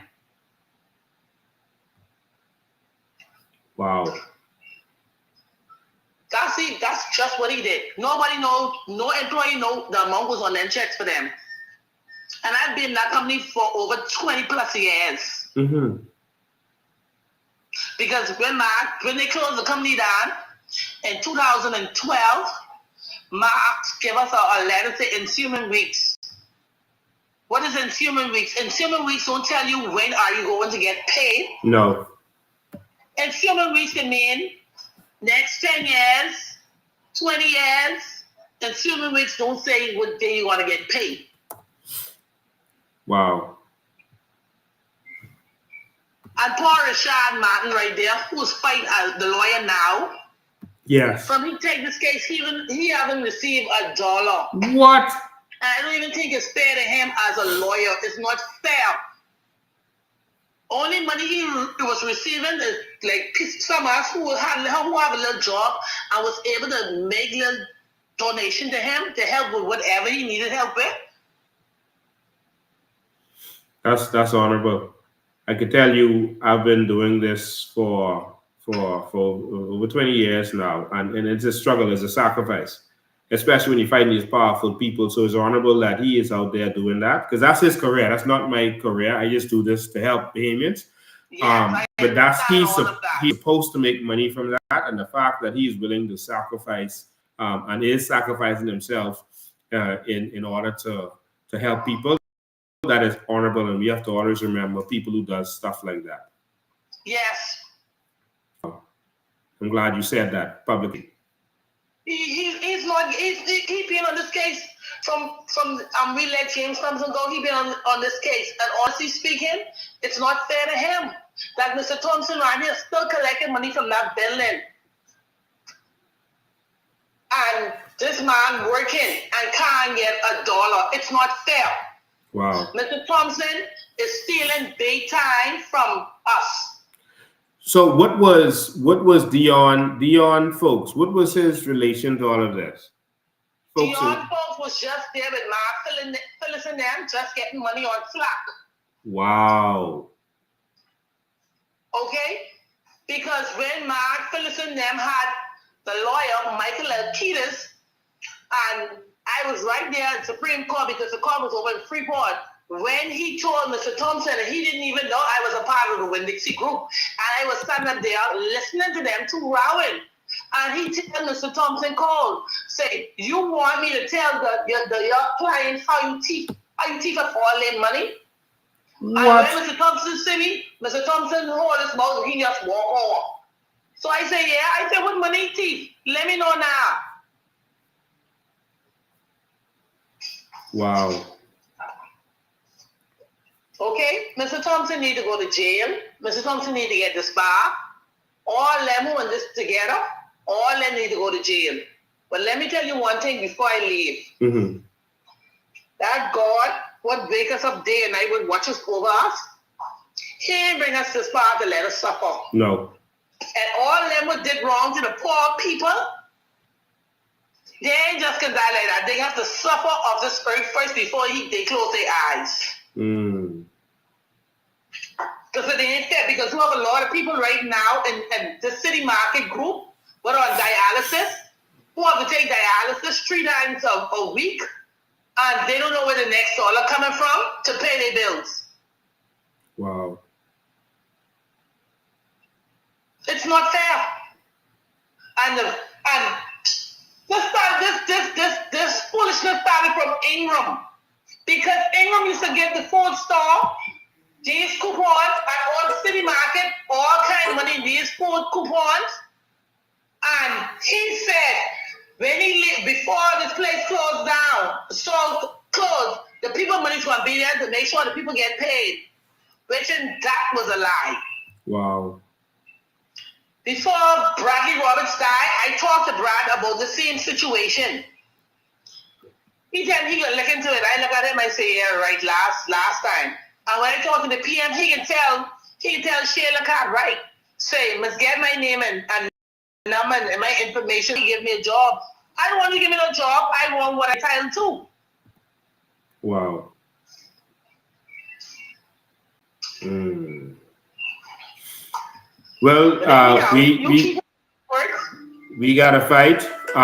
Like I said before, I can assure you that we are going to fight for the Bahamian people, and we're gonna make sure that all the wrongs done to them are righted. But we gotta go after these funds. Don't ease up on them at all. Wayne Munroe has money. We need to go after Mr. Thompson. We need to go after Mr. Thompson, because that building should go to all of y'all. All right, because the auction was put together. That building is worth 1.7 million. After I finish this next call, I'm gonna show you exactly how much it is valued. So between that's probably 2 million now, because that was valued that back then. And so if you take the 3 million we have and the 2 million from that building, that's your 5 million right there. That ain't even the other money that they're holding on to. And honestly speaking, I can't see how come the court allow Mr. Thompson still to be collecting money from this building to get 3 people money out of that, to give 3 people $50 a month. Yeah. That's shady. I gotta take another call. All right. Thank you for calling, and keep up the fight. All right. Good afternoon, caller. Good evening. Good evening. How are you? I'm alive. I'm calling from Freeport, Grand Bahama. Okay. I'm concerned about the relations between the Bahamas government and our people and labor rights unionists in terms of conducting business with the international China, right, who isn't a democratic country. Mm-hmm. And the reason of borrowing and being allies with them in terms of finance is a disrespect to our democracy and our sovereignty. I took some of their clothing that I bought that said made in China, because a lot of the industries in Freeport, Grand Bahama are more concerned about profitability and uniformity rather than the diversification that New Providence has in their stores. Mm-hmm. So the market is in a slump because everybody's seeking for that authentic look that cannot be found in Freeport. Right. So I burned some of the clothing in terms of investigation and throwing them away. And the end product is what I sent you on your photo. Okay, I didn't see it yet. When you get a chance to see it, please discuss it, because I don't know if that's environmentally safe or sound to be placed on the bodies of our humans. Okay. So follow through with that for me, please. All right, I will. Thank you. Thank you so much, and enjoy your evening. You too. Good afternoon, caller. You live. Good afternoon. How are you, sir? I'm alive. I just wanted to draw something to your attention. Do you remember Lamont Pay the Bills? Lamont Pay the Bills? Yes. The lady that was collecting all that money from people back in the day. No, I don't remember. Well, anyway, you need to follow up on that because Wayne Munroe was the lawyer on that case, and it was a couple of $1 million. The woman had it in a fix, and a lot of people paid $500 into that. He was ordered to pay the people back their money because he got the money but never paid the people back. Wow. So please check that, please, because I am one of them, and he had $500 for me. Okay. That's Lamont Pay the Bills. It's an open case. Okay.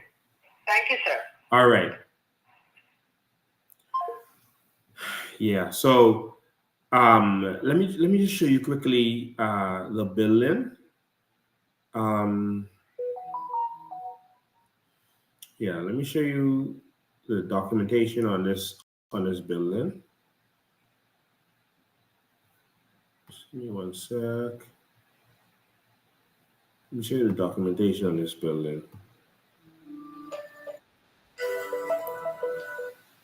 Good afternoon, you're live. Hold 1 second. Let me just show this. Hold 1 sec for me. And so, ladies and gentlemen, you are looking at documentation of the building. So Tiger Finlayson only owned 70% of the building. So he was instructed to give 70% of the shares directly to the lawyer. So not to the fund or anything. They gave it directly to the lawyer. Hold on, you're calling number 2. We'll get right to you, okay? You're calling number 2. So the billing, 70% of that billing is $1,500,000. All right. No, sorry, $1,050,000 is 70% the value of that. All right. So that billing is definitely worth closer to $2 million. So they've collected, I'm told, $1.7 million so far in rent for that building. The annuities owed was $200,000. Annuities is monthly payment. The interim cost, the tax, that means for the lawyer, is $484,000, and also the lawyer also charged another $484,000. And so when you add that with the annuities, which was a small amount, the lawyer is getting almost $1 million. He's getting some big money from this. All right, so that's really what went down. So after giving this building, they still owed $119,200 to the people even after this building was issued out. All right, and so this building should have been, if they were going to do this deal, you take the building, sell it, take the $3 million that Wayne Munroe allegedly has, and take this $2 million. And now the people are cured, and there's other monies again that was a part of this that they need to get in there. So basically, they have more than enough money to pay these people out, but the persons involved is holding on the money. All right, caller number 1, go ahead. Hey, how you doing? Awesome, man. It's so sad to hear, you know, what people are saying, who are suffering at the hands of these companies. But is it just like the same thing what happened with Clico? Yes. I think it was Ingram who told them, yeah, keep paying. Yep. And next minute you look, Clico break off running, and the people ain't get their money yet. I mean, how does the Bahamian people continue to get kept in these jobs? Like, how could big companies come into the country and be able to take persons' money like that and just go? There's no protection for the Bahamian people. There's not. They could get away with millions and millions and millions and millions of dollars. But if you go, or me, you go inside the grocery store, I pick up a can soda and walk out and don't pay for it. They throwing us in jail. Wow. You know, I mean, it's just unbelievable. And then the same name coming up, Wayne Munroe. with the Sylvans guy. He implicated certain things for them. Now you're hearing that he's involved in other things. I mean, people, you gotta think, man. These guys, they gotta stop, man. They have to stop. And those persons from City Meat Market, they've been suffering and waiting for years and years and years. Yeah. Like the woman said, she don't know where to turn, suffering, can't pay her bills. And these guys are riding off into the sunset. And that money, if he still has millions and millions plus or whatever amount he has, that is accruing interest. Yeah. And they should be given that money. They should be given the interest also. And they should pay for the damages and the suffering these people go through. It's just wrong, man. Wow. And around all day in AC, eating a fight, eating of occupied land, caviar, stay flying around the globe on our dime. Yep. While they taxing us to death. Every minute you look, there's a new tax. Every minute you look, there's a new tax. Yep. And these guys, them got other people's money sitting up on their account. And when they come on TV and then they talking to the press, they smiling and smirking. Like, I mean, do they sleep at night? And the FNM and PLP are working together and making people think that they are separate, making them think they are fighting, and they're working together on everything. But I got to take another call, all right? All right. Before I take this other call, I want you all to see something. This right here is another, this is one of the documents, the court documents. And this is,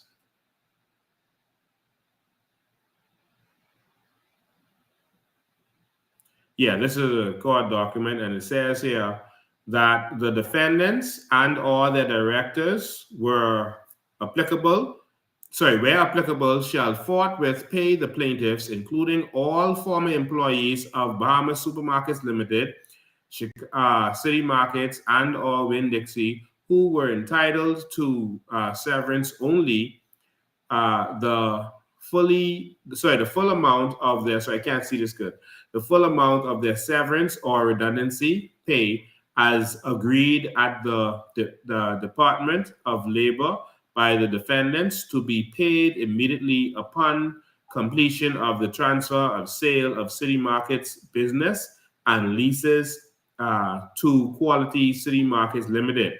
All right, so that money, they were demanded to pay these people immediately once that sale happened. All right, said that the defendants and or their directors were applicable, shall forthwith pay the plaintiffs, including all former employees of Bahamas Supermarkets Limited, Winn-Dixie, etc., who are entitled to severance and pension, the full amount of their severance or redundancy pay as agreed at the Department of Labor by the defendants to be paid immediately upon completion of the transfer or sale of City Markets business and leases to Quality Markets Limited, unless otherwise determined by such plaintiffs or the court.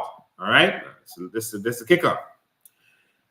That to ensure compliance with orders 1 and 2 above, all funds paid to Munroe and Associates, that's Wayne Munroe, for the Trans Island traders and or the defendants deriving from the city markets shall be declared in an affidavit by Trans Island traders, which shall be filed in court 5 days after service of this order, or Trans Island Traders and Munroe and Associates, and such funds are to be paid into the court.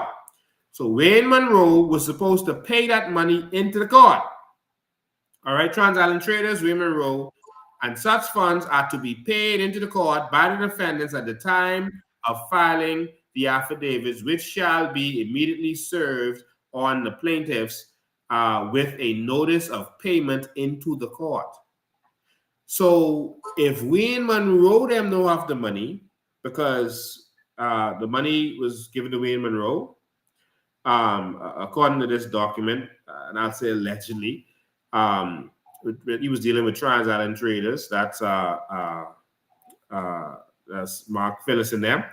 So money was in Wayne Munroe and Associates, and this money that you can see it here that he received was supposed to be paid into the court.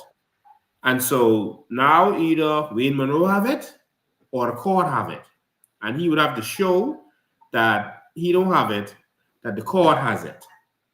You understand? And so he could explain exactly what this document means. And this was from the 15th day of July, 2021. All right? The documents. So Wayne Munroe could explain what this document means.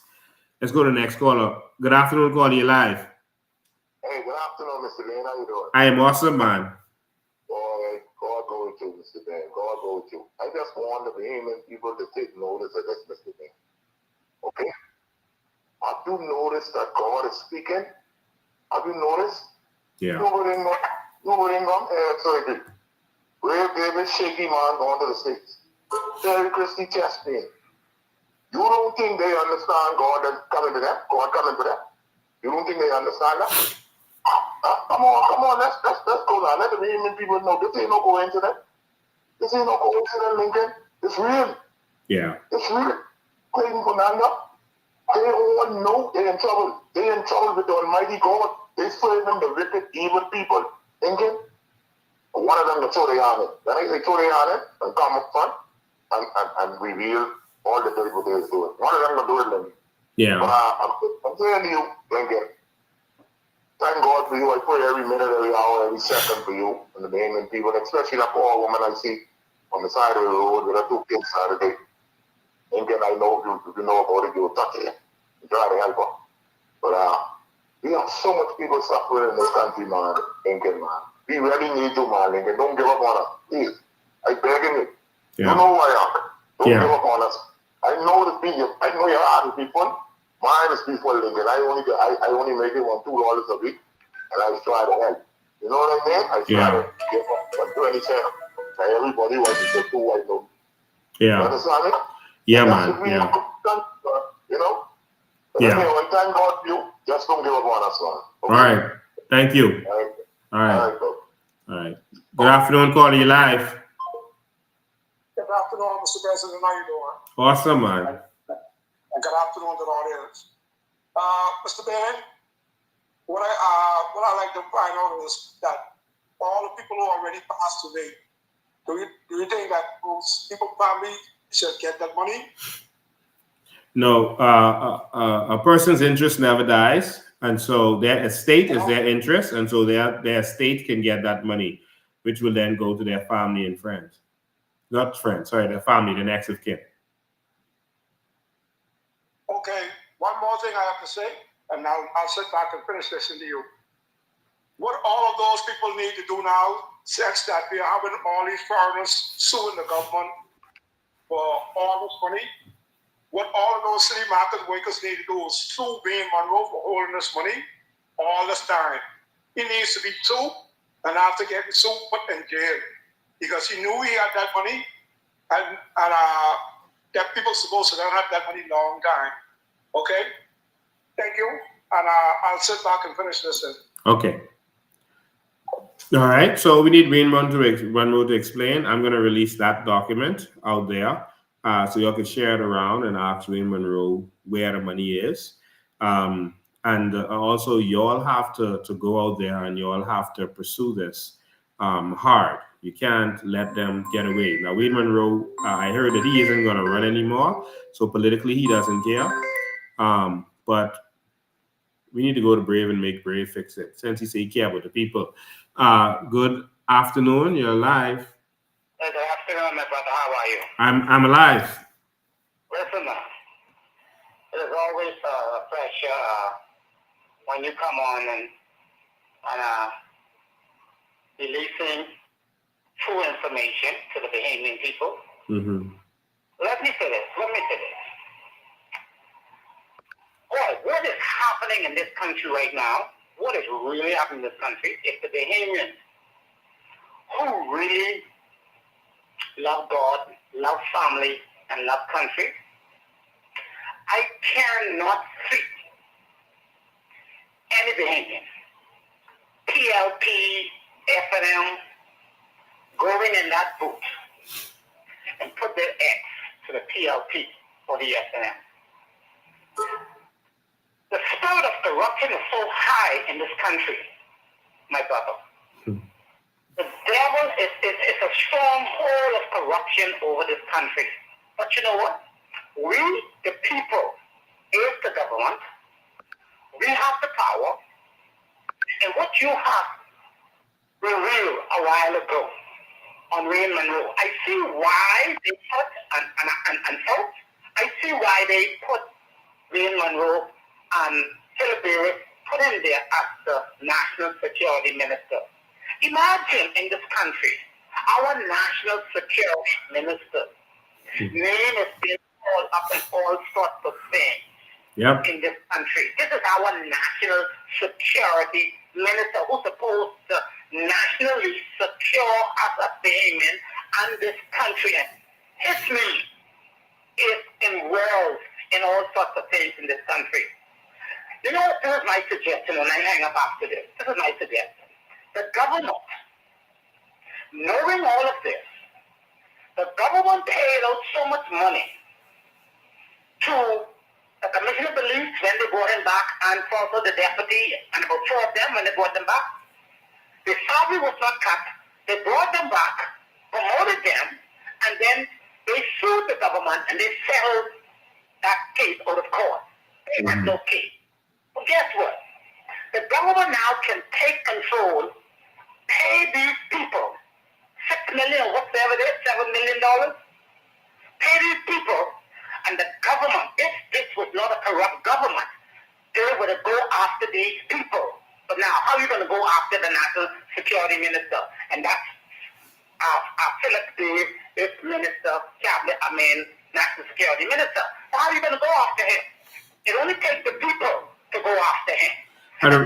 And remember, Wayne Munroe has stuff on Brave, so Brave can't really touch him. Remember the Wisefish brothers case, where Brave Davis, he was, $100 million that he was taking from the Wisefish brothers.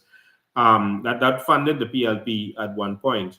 And Wayne Munroe was representing one of those brothers at one point, you see, against Brave, it looks like. And so Wayne Munroe have some stuff. You know, Brave Davis tried to use our crown land to pay back the Wisefish brothers, the monies that was missing from whatever was going on, or to pay them to settle. He tried to use our crown land to do it. All right. And we still voted him prime minister. Just like how Perry was going to use the NIB to buy that pension building. But they was trying to put it in a private company so persons could run away with that money. That's how it appears to me, and that's crazy. That's crazy.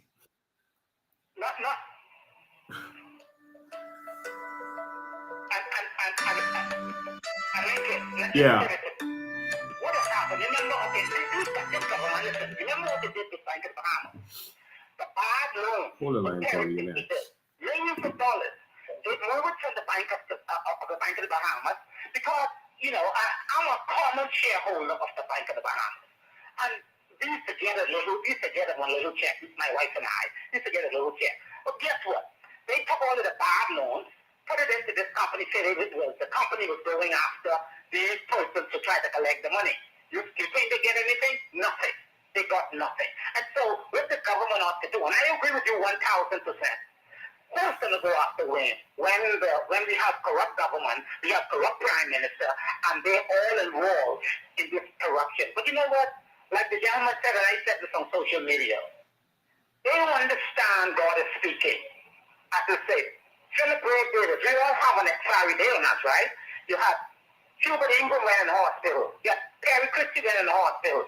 You have Brad Davis went in the hospital. These 3 prime ministers, if they don't get the message, we know all of us have an expiry date. And so, my brother, I just say this. We believe in the COI and your leadership who will do that just right. When we, the people, sit you in the seat of authority with the people's power, and the people's power will deal with this corruption And I think you need to give me the contract, because I'm a draftsman, you know, by trade. Yeah. I draw back. So you need to give me the job to design that prison to put this prime minister in.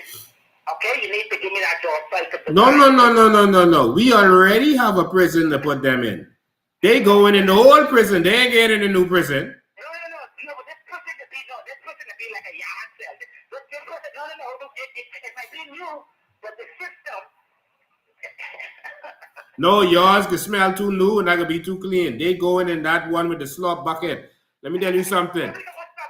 I laid on the ground for 48 hours in Central Police Station. That pissy ground that smelled like feces. All right? I laid on that fighting for this country, fighting for Bahamians' rights. All right? There will be no mercy for the merciless. All right? They're not going in no new prison. They're going in the old one that they put all of our young men, some of whom got lied on. All right? Some of whom who've been abused.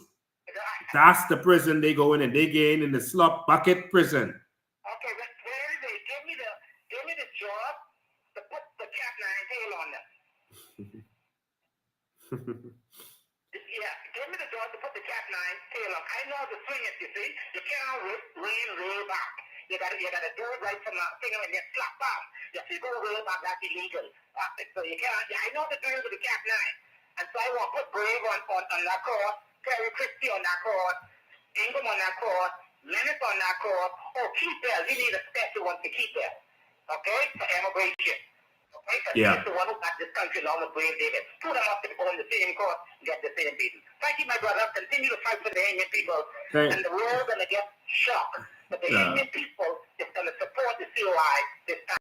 God bless you, brother. Watch this document. As you hang up, watch this document about the show, The Bahamian People Now. Okay, brother. Love you. All right. Love you too, man. And so for the next call, I'm going to come to you right now. I just want to show the Bahamian people this document before I come to you. You know, you're talking about all of this stuff that has happened, and they talk about how they was going to take NIB money to buy that building. I have actual documents of where they bought these derelict mansions and stuff with our NIB money. I need to do a whole show on that. But I want you to see this, ladies and gentlemen, and I'm going to go to the phone lines. Is this it? Oh no, this ain't the right document. I come back to it. Let me go pull up the right document. I want to show you all something. This just what the benefits go into. That's the wrong document. Let me go to the phone line. Caller, you're live. Yes, good evening, Mr. Dane. Good evening. Hold on, the first question is, did the other caller say that ECO has been disbanded? I'm not sure if he said that. Okay, because I have a 70-something-year-old uncle who's making payments to CLECO, so I'm not sure if that is the legitimate insurance right now or not.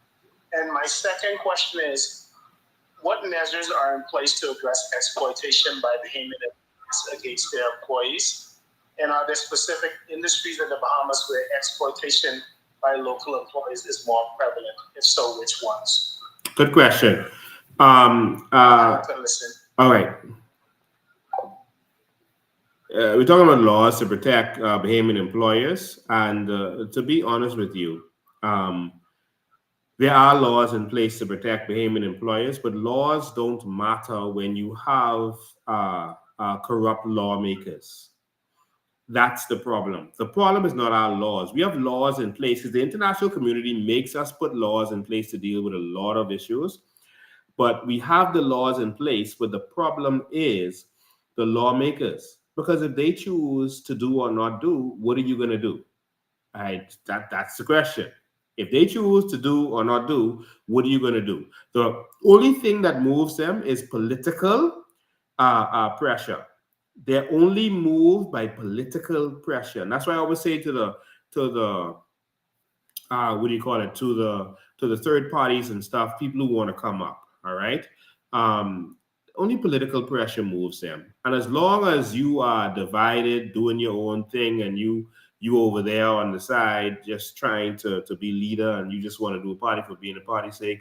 If you just want to, I hear some people saying they're going to draft a bill for our carbon credits and they're going to go to the House of Assembly with it and force the government, and that's not going to move the government. The government is only moved by political pressure.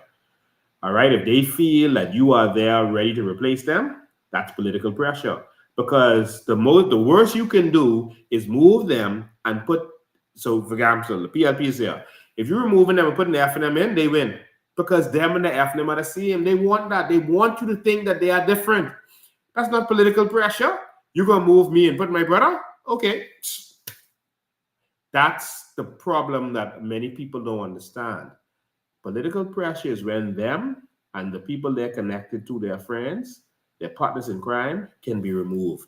That's what they're afraid of. That's why all of them came down to the by-election in Grand Bahama, because they were terrified of me getting in the House of Assembly, because they know that even one man in there, knowing the power that I know that a member of parliament has, they were afraid of that.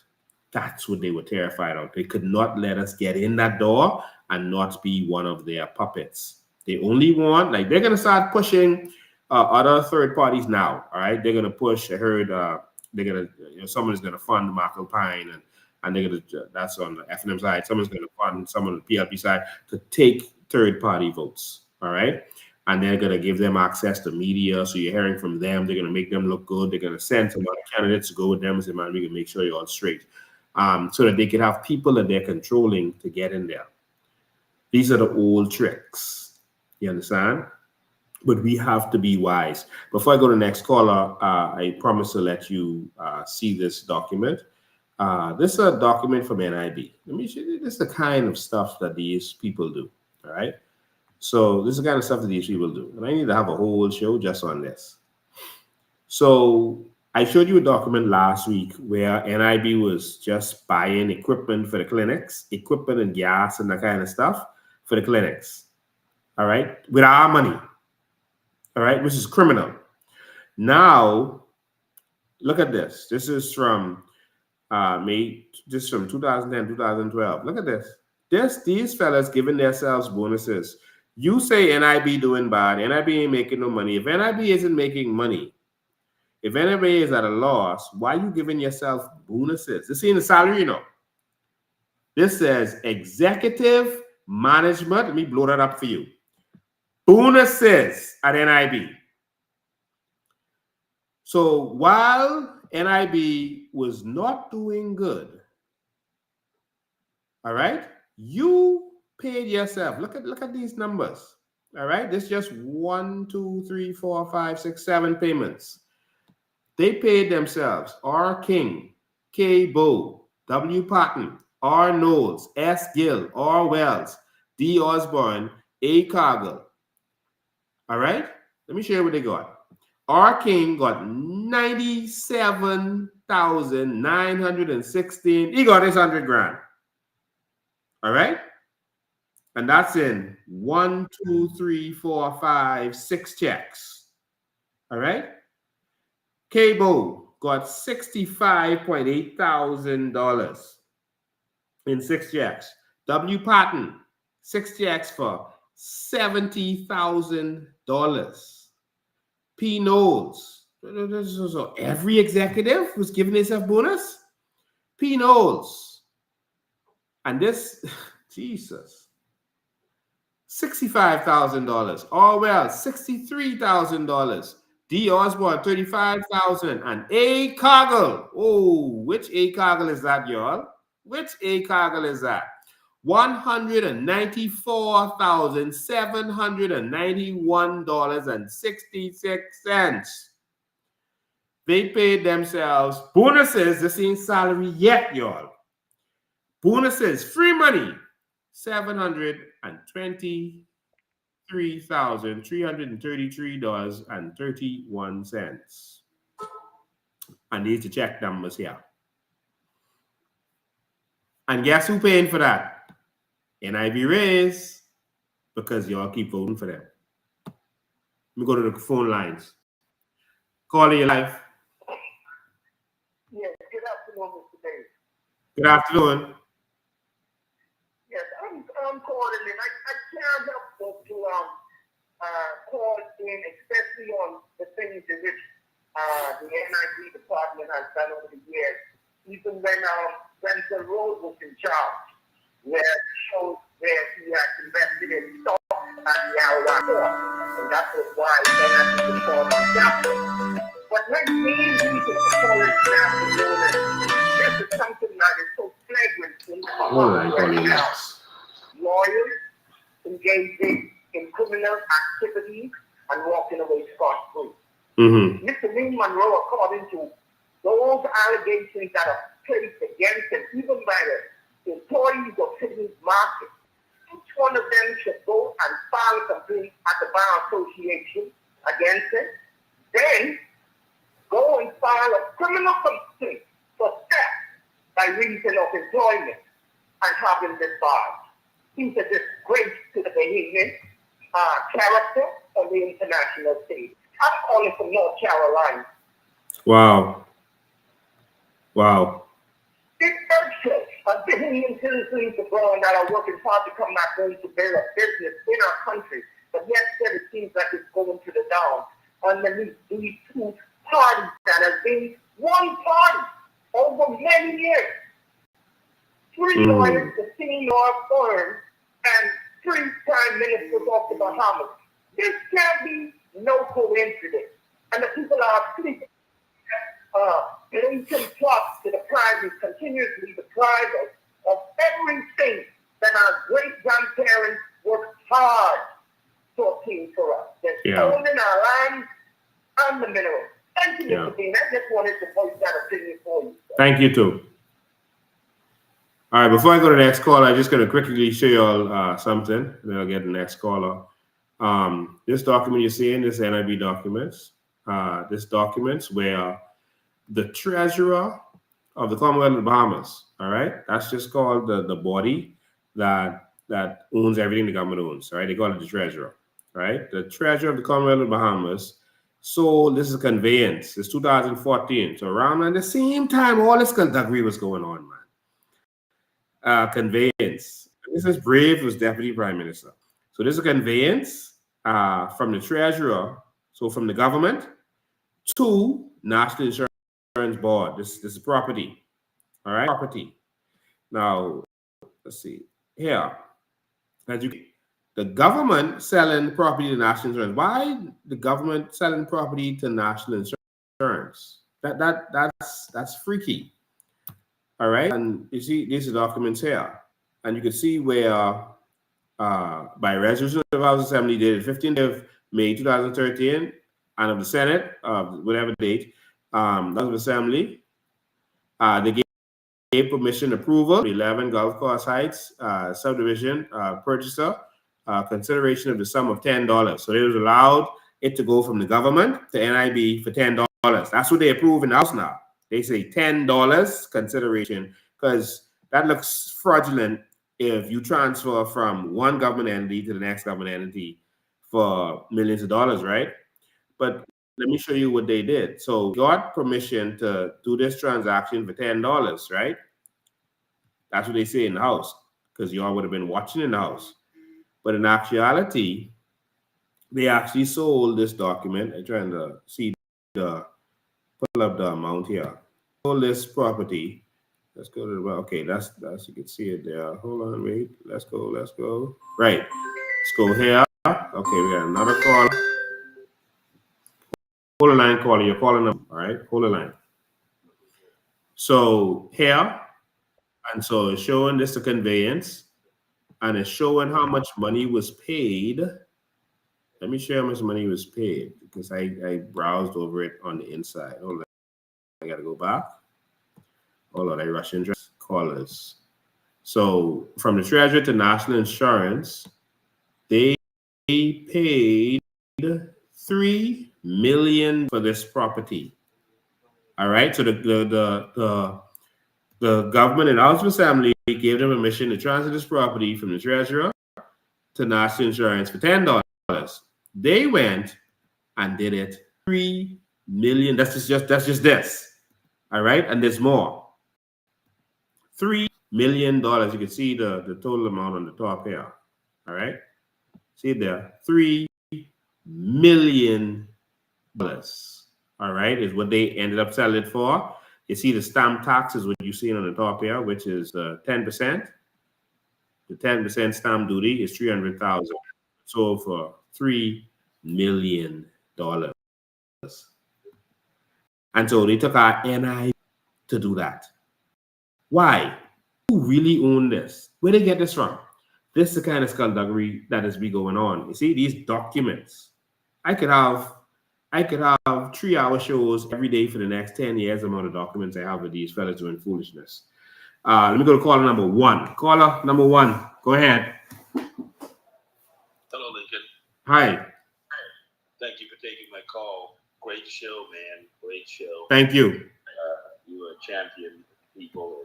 I'm sure grateful to God for you.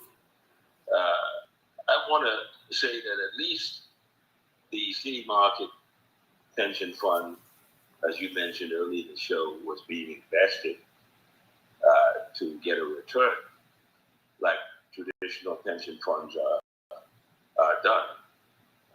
You have a situation where the employer is contributing an amount, the employee is contributing an amount, and those funds are invested so to at least hedge inflation. But it seems like most of the so-called pension plans in the Bahamas aren't really pension plans at all. For example, in what world does the government allow a company that they own, i.e. BEC, to negotiate a deal that's nominal for them? Mr. Miller revealed on the Steve McKinney show last week that the lowest level BEC employee will receive a check of $36,000 per year for the rest of their life. The mid-level employees will receive a check of $40,000 per year for the rest of their life. And the high-level employees will receive a check for $50,000 per year for the rest of their life. In what world does that happen? And bear in mind, they're not contributing $1 to this fund. Not $1. So the government has created a situation where we have winners and losers. If you were lucky enough to be sent to BEC by your MP for a job, and we all can recall back in the 80s and 90s, it was impossible to get a job at BEC. No matter how many times you applied for a job. Mr. Miller called Water and Sewers and BTC the golden companies, which means that they sent their cronies, their family members, their friends, and their lovers to these companies to set them up for life, while the average Bahamian is receiving less than $10,000 a year from national insurance. And by the pension, the checks that these guys are receiving from BEC, that's their national insurance is on top of that. So the government has created a situation that is so immoral. It is so unequal to every Bahamian. If you are a Bahamian who work in tourism industry, if you are working retail with the grocers or whatever, you a carpenter, an electrician, a plumber, you're getting less than $10,000 a year. Yeah. While other Bahamians are getting $30,000 separate from the $10,000 they would, or so that they would get from NIB every year for the rest of their life. In what world is that right? That's morally bankrupt.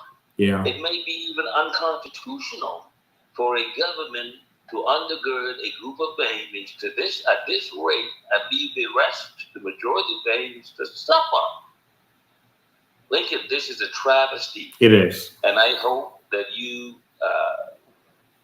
take this matter on and see if this is even legal.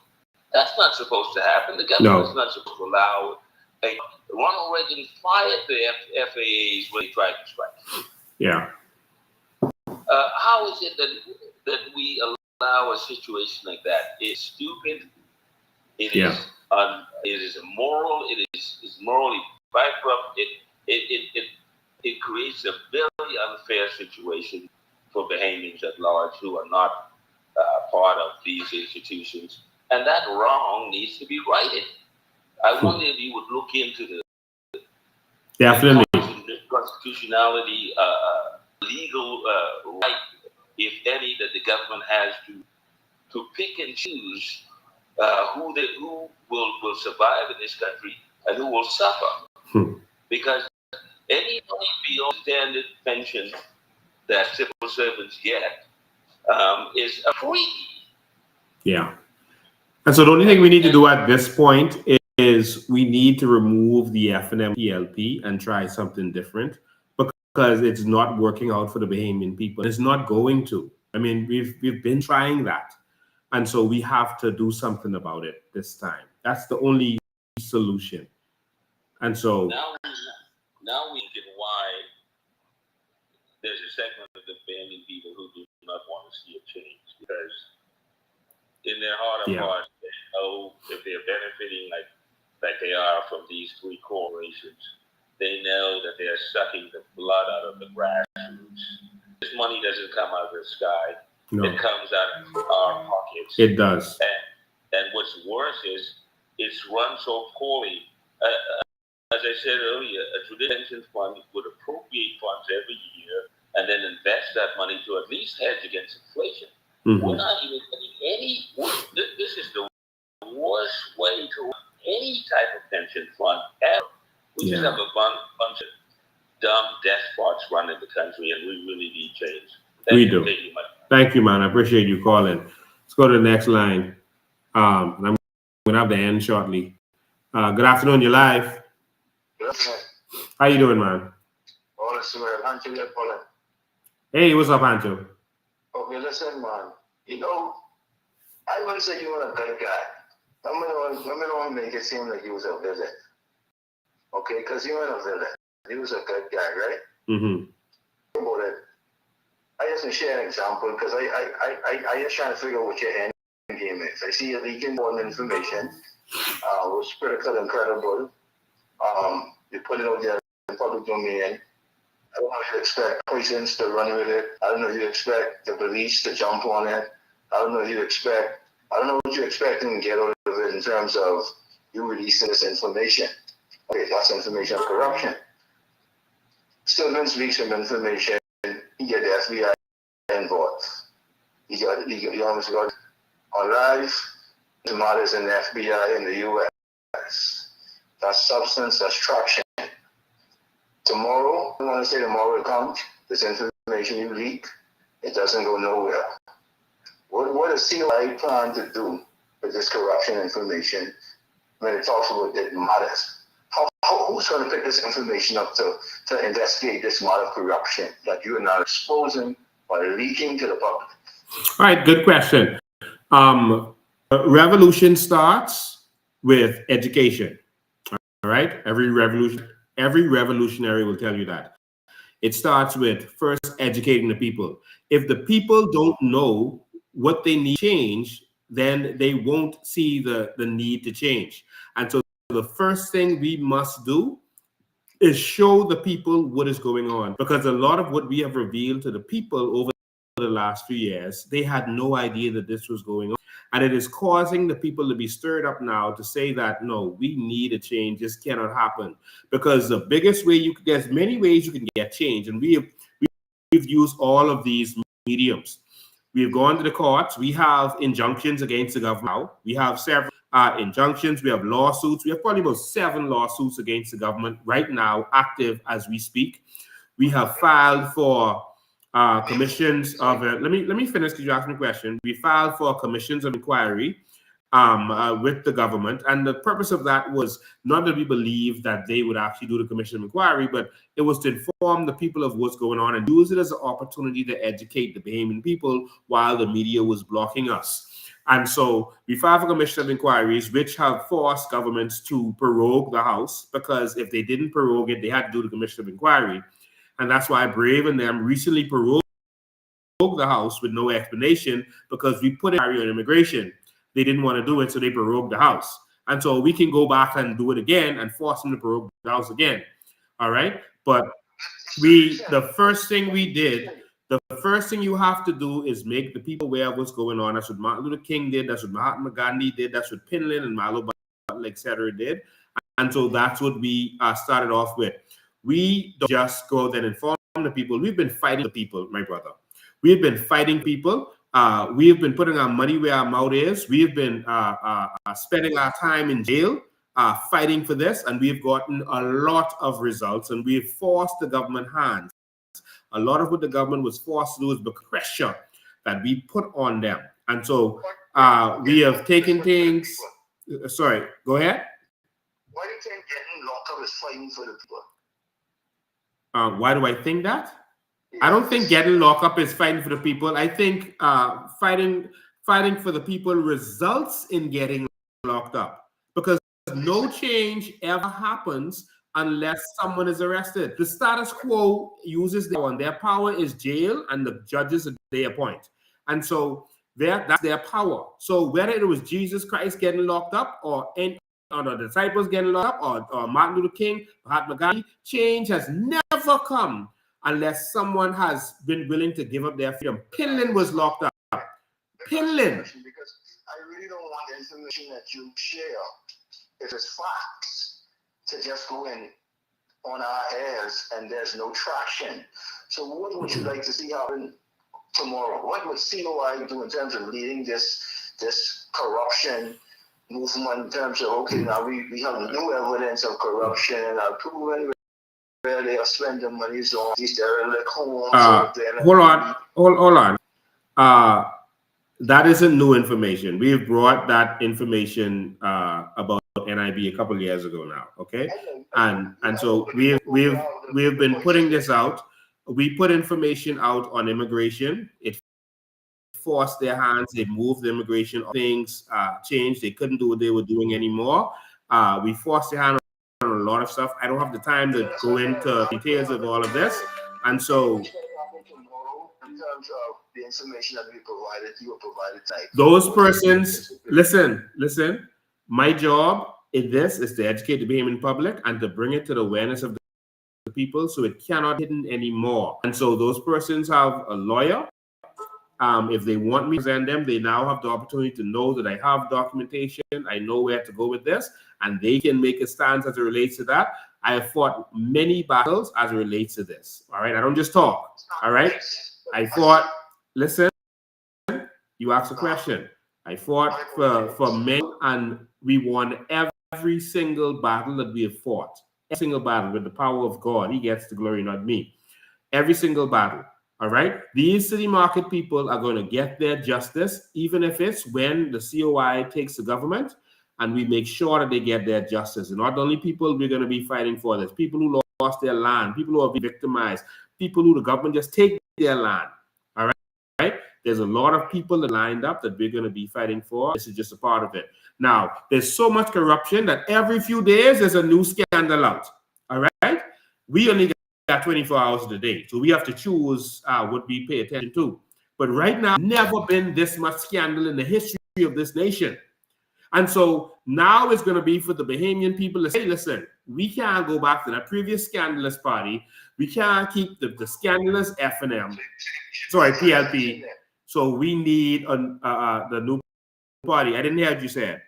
So what you're saying is, and okay, so let me just, you can correct me wrong. So in your strategy, you provide us this facts to educate us and hope that when election call, we don't vote for FM or PLP based on the information you're providing.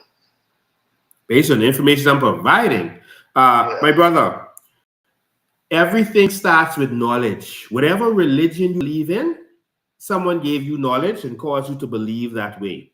And then you came to their church or their synagogue or their rabbi. And it starts with knowledge. And so we give you the knowledge and you decide. The people have a choice, you know, my brother. The people now choose if they want to continue with what has been. Now, we didn't want it to be us, you know, because when we formed Bahamian Evolution, we were not interested in politics at all. We'd given up on. I had given up on that. We formed Bahamian Evolution, and we decided, okay, we just give it to the Bahamian people. So people say, oh, he offered $100,000 to get people to vote for him. No, when we did Bahamian Evolution, we weren't running. We did the Vision 2025, and it included the $100,000 that Perry Christie and the PLP brought up, just like the free electricity that they brought up. And we put that in there and gave it to them and showed them how they can do it. We gave them the information. And so people get mixed up and say, oh, they trying to do this for election. No, we came and gave the information. Now, when we saw the PLP and FNM fighting against us, like they didn't really want us to benefit, we can't see the Bahamian entitled to all this and walk away. So we decided as a people that we're going to come together and we are going to be the change that we want to see. Because it ain't coming from every election. They bring this dream team. They bring all these qualified people and they put them there and make us think they're the best thing since sliced bread. And no, look at Wayne Munroe. He's a seasoned lawyer. He could be the best Minister of National Security. Garbage. And everyone that they bring always turns out to be garbage because of the corruption. Hold on. Because of the corruption of the system. All right. And so what we decided to offer ourselves, we could bring that change. Real qualified Bahamians got to change. Go ahead. I'm just saying you were saying, we know he's a criminal defense lawyer. If you Google what that is, then he's a defense criminal. And we've seen that. I mean, it is what it is. So yeah. In my limited thinking, I recognize that at the end of the day, if you look at it, if they go back and reflect on the last 3 years, the people would see that crime has increased, and criminals have really been favored, unfortunately. But again, I say, you provided some information, so I'm saying to you, speaking to your group, I'm just, to the change, because knowledge is key, but applicable of knowledge. See, I can talk about... No. You are a politician, all right? You are independent, and now you're working with the Bahamas Constitution Party. So you're not just a regular citizen. You are a politician. I still am independent. But you are promoting the Bahamas Constitution Party, all right? And so what I'm saying is, if you really want to see change, you have to be those who are in power. And if they are not reacting to you, it means that they're not threatened by you. And you're providing facts of corruption. Children provided some voice notes. He got the FBI involved. Thinking now is again providing some information on corruption and NIB, corruption with the super value of the deal with Finlayson. We're bringing that back up again. And so I'm saying to you is, what will be your response? Will we have the same response? That's up to the people and their lawyers. When we fought for our natural resources, we got the FBI involved. We are in the middle of the lockdowns. We filed with the FBI a complaint because of those companies that were doing skullduggery in the U.S. and the Bahamas. So listen, we filed it. We brought the filing number to the Bahamian people at a protest in the middle of COVID and showed everyone what we did, and we drafted a bill to have it tabled in the House of Assembly. Now, you have to understand something with these governmental organizations. When they catch politicians in wrongdoing, they don't necessarily lock them up. They use it to hold over their head to get them to do their bidding. Now, that takes political understanding and to really understand what happens there. You understand? So... So give me a sense. You're saying that the PLP was trying corruption on the FNM, and instead of doing the right thing and following the law, they would use it to help them to control them. Is what you're saying to me? No, I'm not talking about PLP and FNM. They're working together. I'm talking about other first world countries. They get something on your leader, they use it against them instead of having them arrested. Jurisdictional issues, etc., etc. So, but I gotta go. Everyone is saying next caller, but I gotta go. All right, but you're free to call next week. All right. So he is running for the. Well, now it looks like he's running for the Ali McIntosh them. So we'll see what happens with that. We've reached out to a lot of third parties to tell them, listen, if you really want to see change, come together and make the change. Hold on, give me 1 sec. Good afternoon, you're live. Good afternoon. All right, your last caller. All right, thank you. We did over 3 hours today. Okay. Go ahead. Yes, good afternoon, Bahamas. You know what is so troubling is that I heard the callers today, and every caller was right on. Yeah. It goes to show that the Bahamian people have finally woken up. Yeah. And it is so sad that, our state citizens' pensions have not even been increased. But yet they get a pension and they are taxed. Just the other day, a Haitian lady was awarded $575,000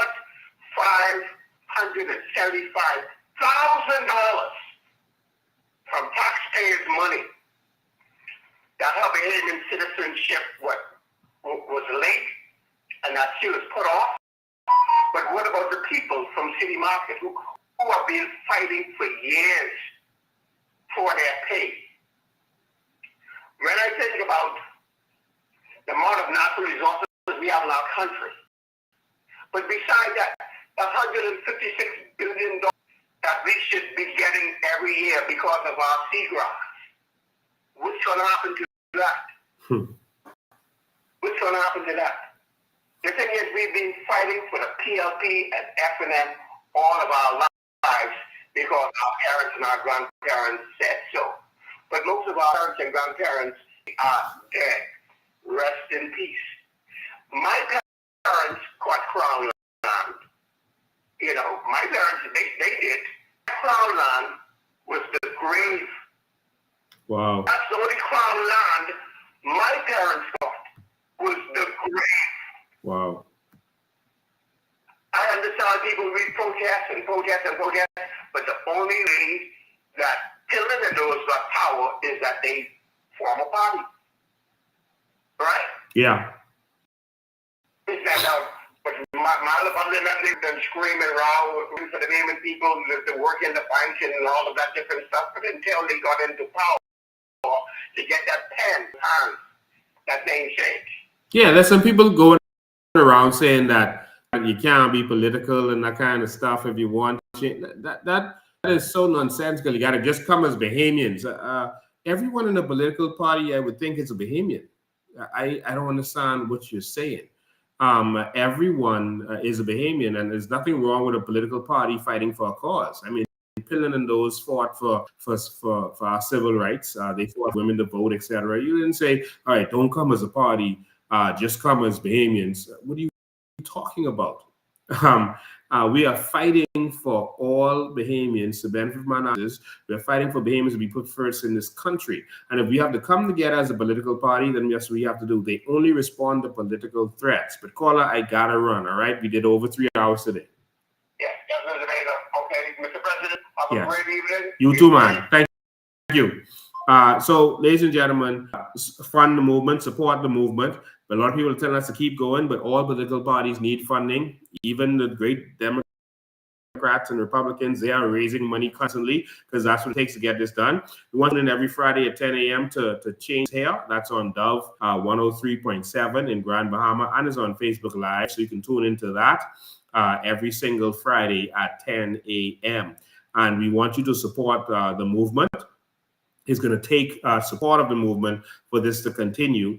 You can, these links that I'm putting out there now, whatever platform you are on, you can get on these links or go on our website and you can see this is Fund Me, and that's another link that I put up before where you can directly, if you're in Nassau, you have this link. If you're in in the Bahamas, you can use this link. If you are in the Bahamas or anywhere in the world, you can use this GoFundMe link. So if you're in America, you can't use the first link. You have to use this GoFundMe. But if you're in the Bahamas, you can use that first link. Support the movement, all right? We are doing this. We are helping people. We're not just a regular political party. We are fighting for the people. We are fighting every day for the Bahamian people. We're going to make this happen, all right? So there are people now fighting in many different ways, and I appreciate that, and we thank you for that. There are people who have filed court action for immigration. Court actions can take many years. They can take 10, 15 years. So We'll see what happens with that. But in the meantime, what we need to do is get in that house and put the laws into place to save our country. All right. And so while that is in the courts, I can guarantee you, as soon as the COI get in, case no more, because we're going to get in and pass the laws that need to be passed to do what we have to do. It's simple as that. All right. It is that simple. And you know, there's people putting in cases for many things. All I do is get the right government, so we ain't got to be suing them. We just need the right government. So election is coming soon. Whatever they do, we are going to undo. Did you hear me? Whatever, don't have no fear. Whatever they do, we are going to undo legally. All right? And that's what they're afraid of. So don't worry about anything. Just talk to your friends and family. Recruit. This is going to happen if you make this happen. We have to get rid of these people who have been taking advantage of us and living their best lives on us. All right? So we are going to bring the change that you want to see. So thank you. You know what time it is. It's my Sunday evening. It's time for me to get some ice cream. Gentlemen, if you love your children, go take them for ice cream. Whoever you love, go take them for ice cream. I don't drink. I don't do drugs. I got one bad habit. I love some ice cream. So go get some for yourselves. Ladies and gentlemen, we got a lot more to talk about. And so I'm not going to make any announcements yet. All right. But we got a lot more to talk about. We got to save our country. And we did it. It's gone. We did over 3 hours today. And you stayed with us this whole time. I thank you. You still got 100 people on here. I thank you for staying on here with me. God bless you. We love you. And it's because we love you. And so their reaction is going to be to start to scandalize me and say stuff. I saw an actual Facebook post. It was so funny. Someone said Lincoln Maine has a pass, but someone else has a pass. So listen, I keep waiting to hear what this pass is. There's something in political science. They say keep repeating the same thing over and over, and people will think it's true. And so I keep telling them, whatever pass I have, I am live every Sunday. Bring it. Please, bring it. Don't just keep repeating these things in space, and then when you ask for details, you know, oh, ain't nothing. All right. Yeah, I have a lawsuit with a lady who said, you know, she invested, et cetera, which is total sense, but I'll leave that there for now. But I am live. I'm not like Brave and Pinta them running. I am here every Sunday. Whatever the pass is, come bring it. The people need to hear it, man. Bring it. Don't be scared. Bring it. I'm live. You can call any Sunday and said, Lincoln, this is your pass. This is why we shouldn't go with you. This is why Brave and Pintard is better. Come on, man. I am here. I'm not running. And so outside of that, God bless you. We love you. We come to take this country back, yeah? So we understand why you're all afraid. Stay afraid. Because Judgment Day is upon us.